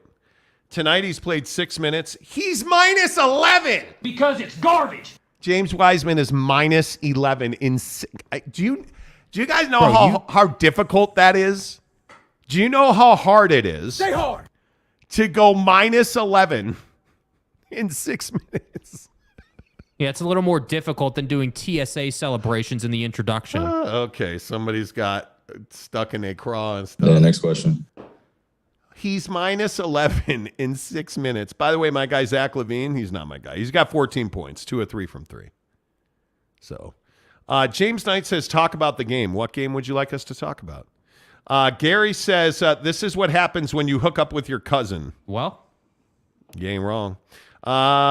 Gabriel says, James Wiseman is quickly going out of the NBA, and it's sad. Honestly, yeah, it is. Gifted athlete that just can't get it done. 6 minutes. Do you know how difficult that is? D-Rock Irish, SEC look has been horrible lately. SEC tourney game, Florida, Kentucky women's basketball today. 8 players ejected from on-court skirmish. Yeah. We've all seen that one play out at Vaza. I was watching the highlight of that. Homegirl throwing the ball. It would have been better if you'd actually hit the person you were throwing the ball at. Like, it hit Ja in the face. If you'd have hit her in the face, it would have been a lot better. But you didn't. So, kind of average performance. What happened? Average performance, Look, Don't play intramurals, brother. Look, so he can't. She disrespecting me, man. That's what I love is people are like, well, you can't disrespect me. Sure, you can. I'm not afraid to die. Ja, you're making $100 million. I love the fact that the Kentucky player threw it. Completely missed. And then marched down the court and beat wholesale ass. And you know That's what I love. All the Kentucky players roll up, and she's like, hold me back, hold me back. I think it's hysterical that the Kentucky players, the Florida player like winds up left-handed and chucks that ball because the Kentucky player threw it in her face, let's be honest. But she throws it, and then she's like, come on, you want to go? And she looks at her bench, is like, let's go. And then sprints down there and just throws a haymaker.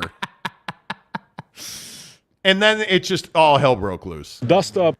No, it wasn't a dust up. It was far more than a dust up. When I die, I'm going to paradise. I loved it. I absolutely loved it. Jeremy Callahan says, did you say average performance? Talk to Frank Thomas about fixing that low T. That's 2 days in a row, dude. It's internal. That is 2 days in a row. My God. Wow. So, anyway. What do you like non-sports today, kid? We got 20 minutes to go here. What are our non-sports selections? I forgot. Well, stick shift. Buying stick shifts. I'm trying to be gentle on this. Okay. Because Jake is kind of a car jerk. What? Mainly because he rolls into national parks and then destroys the ecosystem. Right. I think that's a bit of an exaggeration, but it was it. Yeah. Look at you did that, and then look at all the snow we've had because you destroyed the ozone layer. Well, global warming. So the trend of young people buying manual transmissions, it's a huge thing amongst millennials and younger. They are buying manual stick shift transmissions instead of automatics. And this guy literally this morning's like, oh my God, I need some private time alone in the closet, please. Oh my God, just like that. Oh. You got so excited. Yeah. Like we're talking about it today and he's like, oh, I know. It's the most amazing thing. And when you drive stick and you feel it vibrate in your hand and oh my God. Okay, that's enough. Stop, please. Why are you so giddy about this? Because not we Josh live in Giddy, a world, the other we live in a world where all I hear about is Elon Musk and electric superchargers and Teslas and, electric this and electric that. And I'm over it, dude. Like I watched I read an article the other day about how there is a rule about when you're mining lithium. You're not supposed to have human beings. I'm sorry. Did you say mining lithium? I'm trying to get you to talk about why you pretty much stained your boxer. I'm making a point. Yeah, okay. I'm making a point. My bad. Go ahead. So anyway, when you're mining lithium, you're not supposed to have 1,000 people mining it. You're supposed to have only machinery there. And there are literally tens of thousands of people in those countries doing it. So let me get this right. Not only is it worse for the environment than the gasoline industry, which is absolutely horrible for our environment, by the way, right? I'm not even saying it's better, but the electric car business is terrible for the environment. Now we're getting studies saying that Teslas have issues, that Teslas, are running, stopping in the middle of the freeway. Like, dude, like, I'm just over it, man. Like, let's get back to V8s. Let's get back to, having fun with cars, not being on our cell phones. Like, that's my biggest thing with a manual, dude. Yeah, you can fall asleep. That's fine. But, My bad. but I'm sorry. for once, we're talking about something that I want to talk about. It's so, I'm so sick and tired of people being on their phones. Number one, electric cars are not good for the environment. Can we just all get that out there now? The batteries and hybrids and electrics are never going away. You can't put them in the dump. They're always going to be here. Number two, I think electric cars are overrated. I am not ready to own one. Now, I don't own a Tesla. They are the number one selling car in California and large swaths of this country. I am not that guy yet. But I am also not angry like you about it. Why are you so upset about this? You're like tweaked over driving. It bothers me, dude. We are so obsessed with our phones. So obsessed that we have lost enjoyment of the driving experience. But we've also lost the one-on-one connection that gets guys like you laid. Number one, thanks to the cell phone. Number two, I think we've lost a lot more to the cell phone than driving. But specifics to driving, I agree. I think one of the better parts about driving stick is your kids can't talk on their phone with it in their hand when they're driving stick. You have to actually shift gears. Mm-hmm. And I think it makes you a better driver. You actually are looking at what you're doing. Like, it really bothers me, dude. Like, people just get in cars and they think, oh, yeah, I'll be there in 20 minutes, honey. Let me scroll on Instagram while I'm doing 80 down the freeway in my 5,000-pound SUV. Like, it just bothers me, dude. Are you, sort of low-key talking about me? No, I'm not talking about you. I'm talking about the people I see all the time on the freeway that are, literally looking down at, their wheels here, dude's looking down here. Yeah. Never mind. I'm like, dude, that's why I choose to drive a manual. That's why I choose to drive the way I do, because I don't trust other people for that exact reason. And the thing is, there's really no education around driving. Let me ask you this. Did you have to go to college to drive a car? No. Is there any educational course you have to take? Not for how to drive, right? You have to take an educational course on road laws. Oh, Dan Kinnersley. Why don't you go ahead and read this one? You read it. I have an E36 M3. Stay hard. Yeah.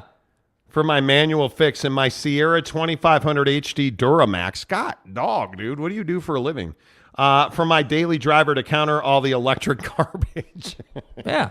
I'm not a Duramax guy, but I am that guy. This guy would murder small children and their puppies to get himself an M3.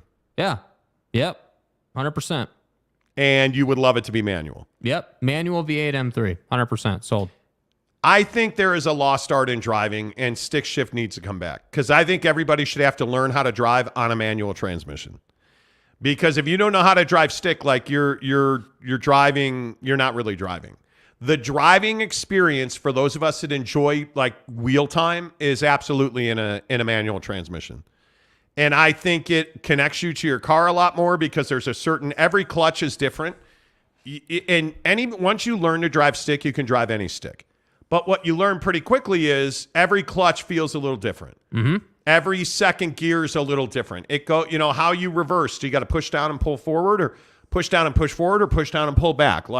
You have all this different stuff, and you actually feel the car breathing. And I don't think anybody cares about that.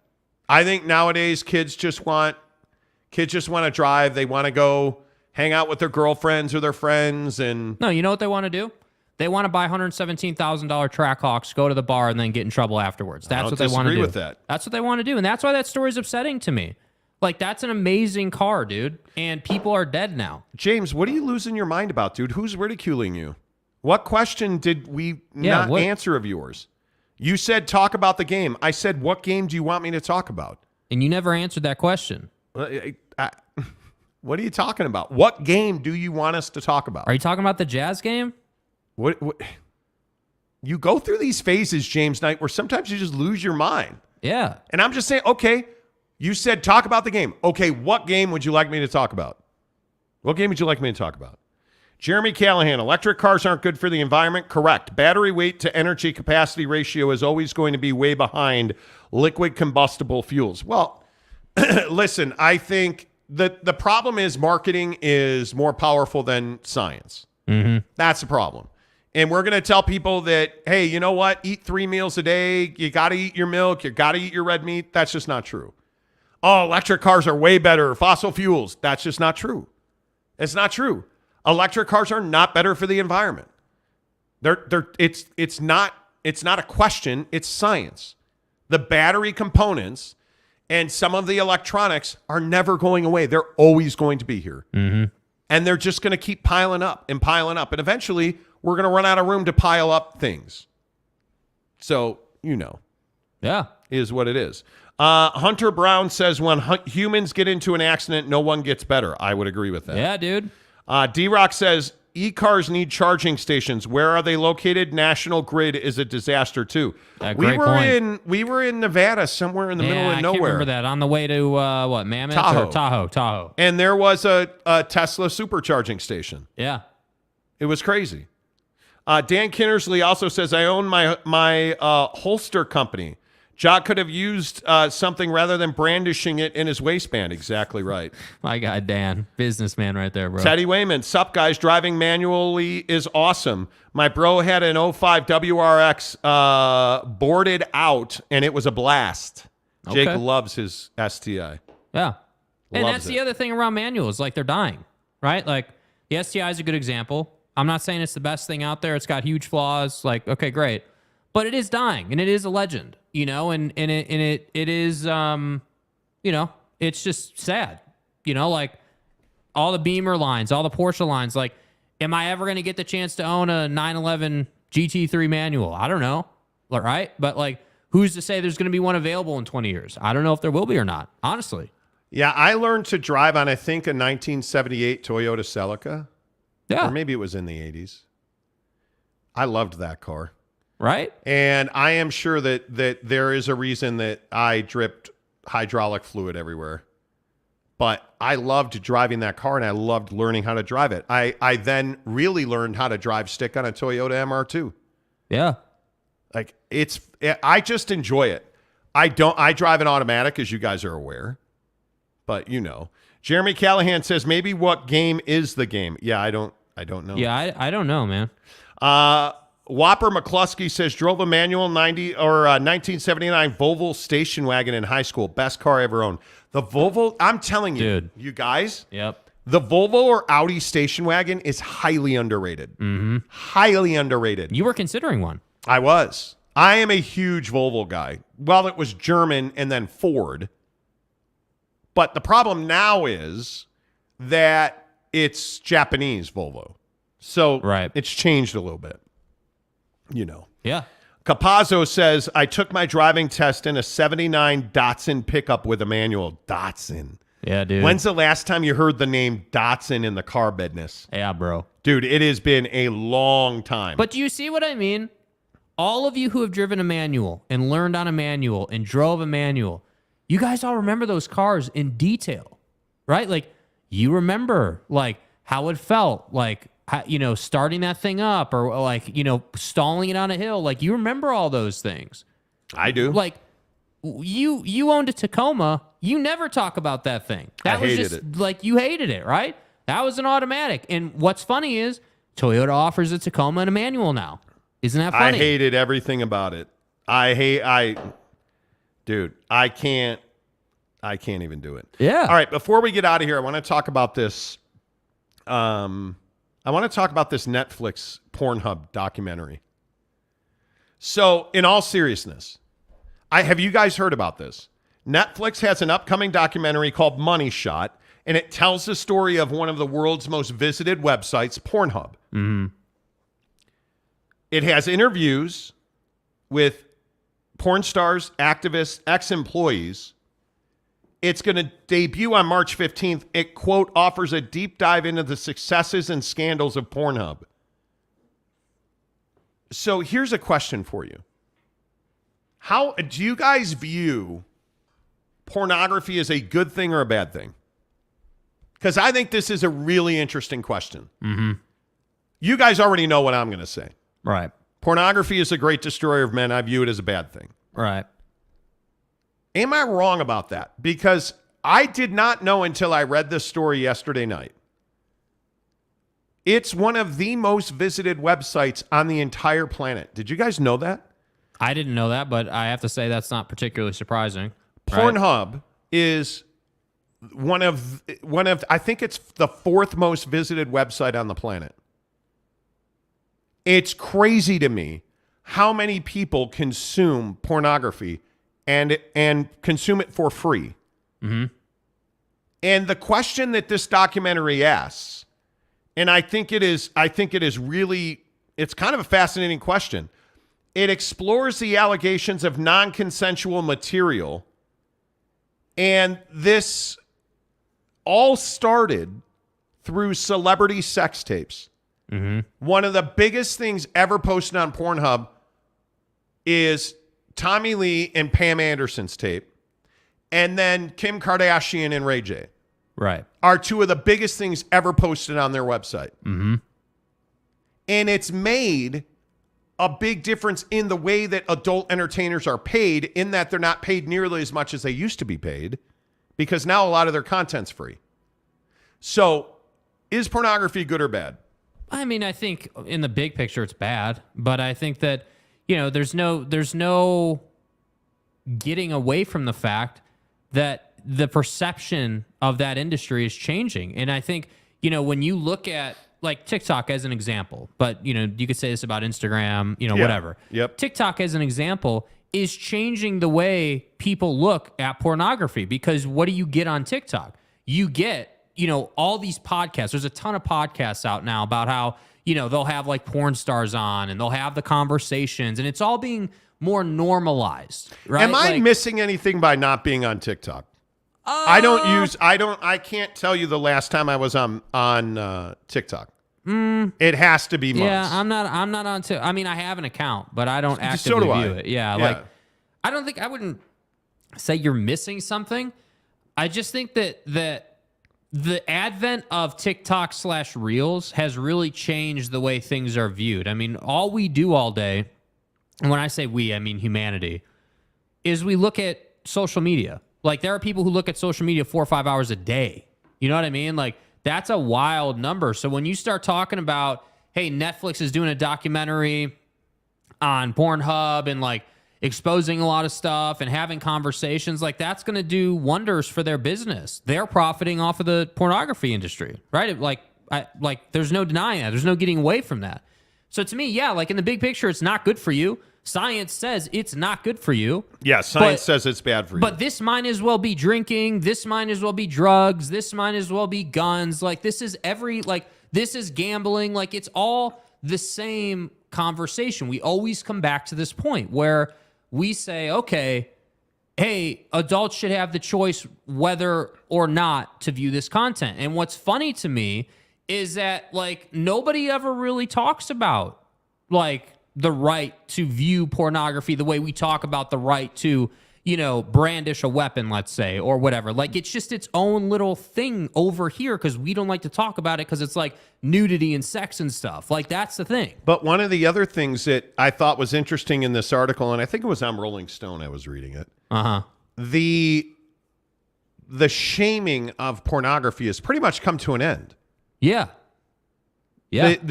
Like, if you say, oh, yeah, I watch pornography every day, nobody's going to blink an eye at you. nobody's going to say 2 words to you. Like I was listening to Howard Stern this morning. Mm-hmm. And we were driving into the office listening to Howard Stern on Sirius XM. Yeah. And he was talking about how much porn he watches. And the whole staff was talking about it. And his co-host Robin Quivers was talking about that she watches pornography. And right. I don't know. If my wife ever caught me watching pornography, I think I would be humiliated. Like it's not a thing that I feel the need to do. Mm-hmm. I can't say I even actually think about it very often. And it's not that I don't spend alone time because oh my God, just like that. I think all guys do. Yeah, that's a fact. I think all people do. I But- don't think that's unique to guys. No, I would agree with that. This is a guy male-driven show. I know, I'm just saying. Just so you know. But anyway, my question is it still embarrassing to say that you watch pornography? Because I don't think it is. Yeah. I can honestly tell you, like, I don't if I know people, and I think most people know how I feel about pornography, so they probably don't bring it up to me. Right.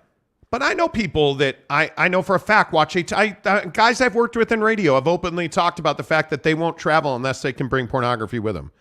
Now, that tells you what that was about. But my point is, like, I just don't think dudes are embarrassed by it anymore. Yeah, well, I think, so that to me says that's a cultural thing, though. Like, like porn overseas has been a norm, like an accepted thing for I think long? I think in the Pacific, rim country, Japan, China, I think it's normalized. Yeah. I think in the Koreas, it's normalized. Like Hideki Matsuyama? No. Hideki Matsui, the former Yankee great. Oh, yeah. Was known to travel with an entire suitcase of pornography. Mm-hmm. Now you probably don't have to do that anymore because you have, I don't know, a cell phone. Right. But my point is, I just don't know.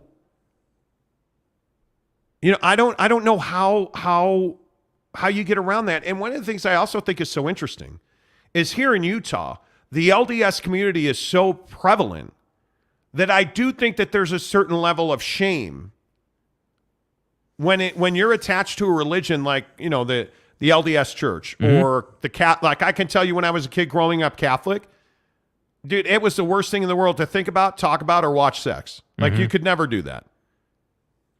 And I think there's quite a bit of shaming in it. So I think in Utah, number one, I think Utah is one of the most prolific Pornhub states. Mm-hmm. We did a story on this several months ago. Yeah. I don't know if you remember that. I do, yeah. Yeah, Utah is one of the most prolific Pornhub states. I guess the thing that I just wonder how many guys openly admit they watch pornography. Because I don't know, and I'm 50 years old, but I don't know if I could bring myself to say to my friends, yeah, oh man, I watched this movie. Like I don't think I could do that. Yeah. I mean, do you share links? I don't. I don't know who would. I don't know either. Like what? I don't know. I just think this is what I mean. This is what I'm getting at, right? Like this is kind of proving my point. It is this sort of, under the radar, throw it under the carpet type thing, right? Like it is this thing that for so long, nobody wanted to talk about, but it's so easy to find. I don't care what you believe in. But it's on TV too. It's not like, I mean, think about, again, Mayor of Kingstown. Yeah. Any stream show, any cable show you watch is going to have Game of Thrones or The Sopranos or like all of my favorite shows ever all involve pornography and sex. Stay hard. Maybe that says something about me. But it's not even that you got to go to like a Pornhub to get it anymore. Yeah. You know what I mean? Like it's crazy. Capazzo says dinner's ready and the wife just got home. I'll see y'all tomorrow. Thanks, Capazzo. See you, dude. Get off the show. Turn it off. D-Rock says one way to look at it, plenty of unhappy relationships out there. Well, and I think that's the other side. Like, because the original question was, is it bad for you? Is it bad for you? Is it, no, it's almost to a point now with this conversation where it's like, okay, maybe it's bad for you, but smoking's bad for you, and we don't blink an eye at that, right? Like, fentanyl is bad for people, but people still do it, right? Like, it's not a question of if people are consuming pornography. It's only really a question of, do your circles widely accept that? And if they don't, how do you exist? And I agree. I think it takes a major toll on relationships. I don't know how it couldn't. And I'm not even the guy that says, hey, like expectations of your partner. Like that could be a thing. Well, I think and I don't know, D-Rock, if you want to clarify that. I think there's a lot of sexless marriages. I think there's a lot of sexless relationships. And so I think guys and gals turn to pornography to cure that. Yeah. I don't know that helps. D-Rock says porn and the F word being used are now the norm. Yeah, and I am an F word user. McKinley Cutler says that's not true. You say that this is an LDS community and you're getting shunned or offered to help. Stop, like they're trying to sign you up for AA. Yeah, McKinley, I think that's a great point. San Diego State, Glenn, what's up, dude? It says so true, so sad. Yeah. I think pornography is mainstream. I think sex on TV is mainstream. I think sex in the movies is mainstream. I would agree. And I don't think it's good for us at all. I really don't. I seriously, I think it's terrible for us. I just think it's. Yeah, I mean, it's definitely, it's not something that should be taken lightly. I don't think it's, I don't know. I don't know. I'm not an expert on this stuff, right? I really am not. But my thought would be that, the old saying, right, is like moderation, right? Things in moderation. If you're watching it once every 6 weeks, probably not going to have much of an impact on you, right? But if you're someone that like it's every single day, it's in your routine, you have to have it, your world revolves around it, that's probably going to be an issue for you, Yeah, I would agree. And I think that, I do think that there's a lot of context as why somebody would be, consuming that content. And I also think, again, I'm just going to keep saying it, the advent of the podcast over the last decade, I think has helped make pornography more normal, because what do people do? They make a podcast and they start talking about it. And I can tell you specifically, there are several female-driven podcasts that talk about sex and porn and like their experience and dating and like all this stuff. And dudes consume that stuff like crazy. D-Rock makes a great point. We've been desensitized through social media. Yeah, totally dude. Agree. Yeah, dude. Eric C. Hey, Eric C. How are you, buddy? Also a member of the program, says, I can't believe Utah is up there. Someone's fixing the stat sheet on that one. I think but again, I tie that to the strong faith that's in our community.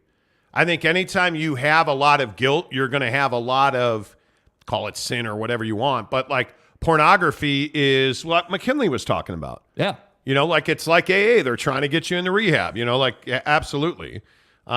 Jeremy Callahan says Game of Bones. Stay hard. You ain't wrong. Teddy Wayman, what's up, Beard? Says people share what they watch, not me, LOL. Yeah, seriously. K Nern says Utah will wait until the Big Ten calls them. Yeah, unfortunately. You're not wrong. Eric C says, name the female podcast, Jake. Can't do it. Can't do it. Sorry, buddy. Greg Hawkins, I did a lot of movies that included elements of soft porn like romance scenes and such. I think it has a time and a place. It can be artistic, but it has a potential for abuse. Ooh, that's such a good point. Well, and we as humans, tend to take things to the extreme, right? It's almost like, it's like me driving a car, right?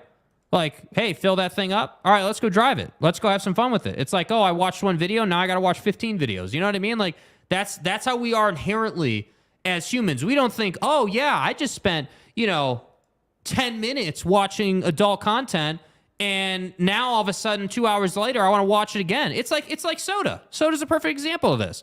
You drink one soda, you're thirsty in 5 minutes. You got to drink another one. It's the same concept. And so that's why I say, my opinion is in moderation, it's probably not going to do anything to you. If you watch it, like I said, once every 6 weeks or whatever, there's probably not much that's going to happen. But if you're watching it every day and it's like what you obsess on and like you're like it's tearing you down, let's say, or like it's your whole world, like that's not healthy. But the other thing, and this probably is going too far, admittedly, the other thing I think it does is it sexualizes every woman that you come into contact with. Well, I think whether it's the scantily clad young lady at the gym this morning or, the woman walking down the street, like, how many times you said, would you?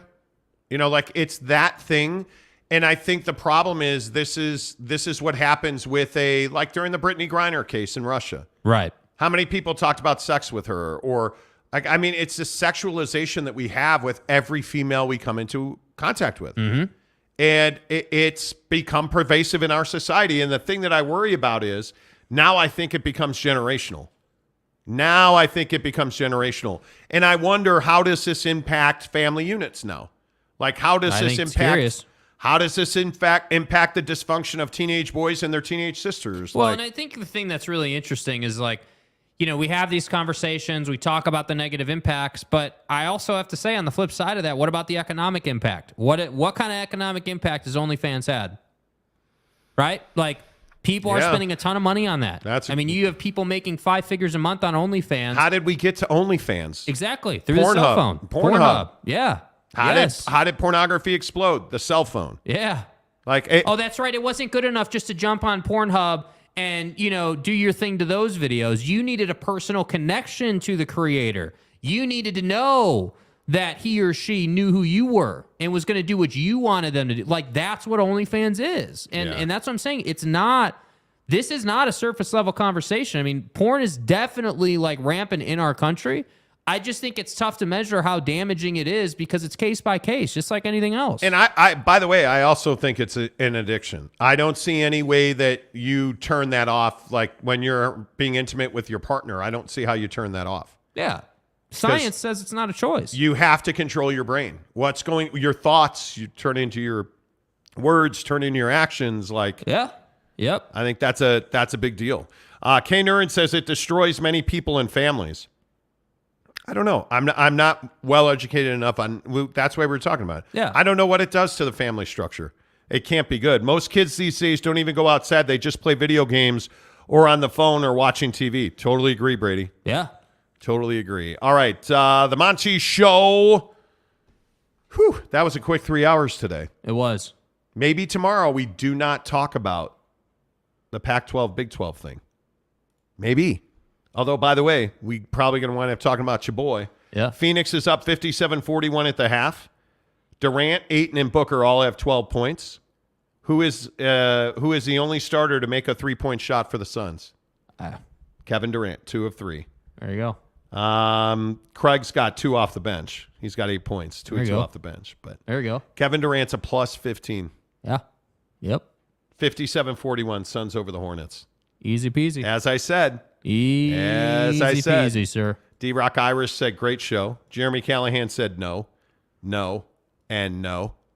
Thought this was a sports channel, Vernon Sheldon Withers. Damn, Vernon, you know, for someone who doesn't agree with our takes and hates our show, you've been here for like all 3 hours. I don't think I remember your comment 20 minutes in. I remember you, bro, and I appreciate you, man. We talk about all things, dude. Like, I mean, honest to goodness, we do 2 hours and 45 minutes of sports. The last 15 to 30 minutes is anything we want it to be. Yeah. You know. Jeff Johnson says, sup, guys, go Angels. We're almost there, Jeff, I promise. Eric C. says, adios, Monty Town. Thanks for the show. Appreciate you. Good night, Jake, Monty, and Casuals. You got this, Gumby Extra Regular says. The Monty Show is presented by The Advocates, UtahAdvocates.com. Don't forget, the official energy drink of The Monty Show is Bucked Up. Get the free samples right below in the description. Click the free sample link. 3 free samples, the best shaker cup you're ever going to own, and it's free. They're going to send it right to your front door. Click the link for free samples below. Tell them you heard about it on The Monty Show. Until tomorrow, Jake. Goodbye, Jake.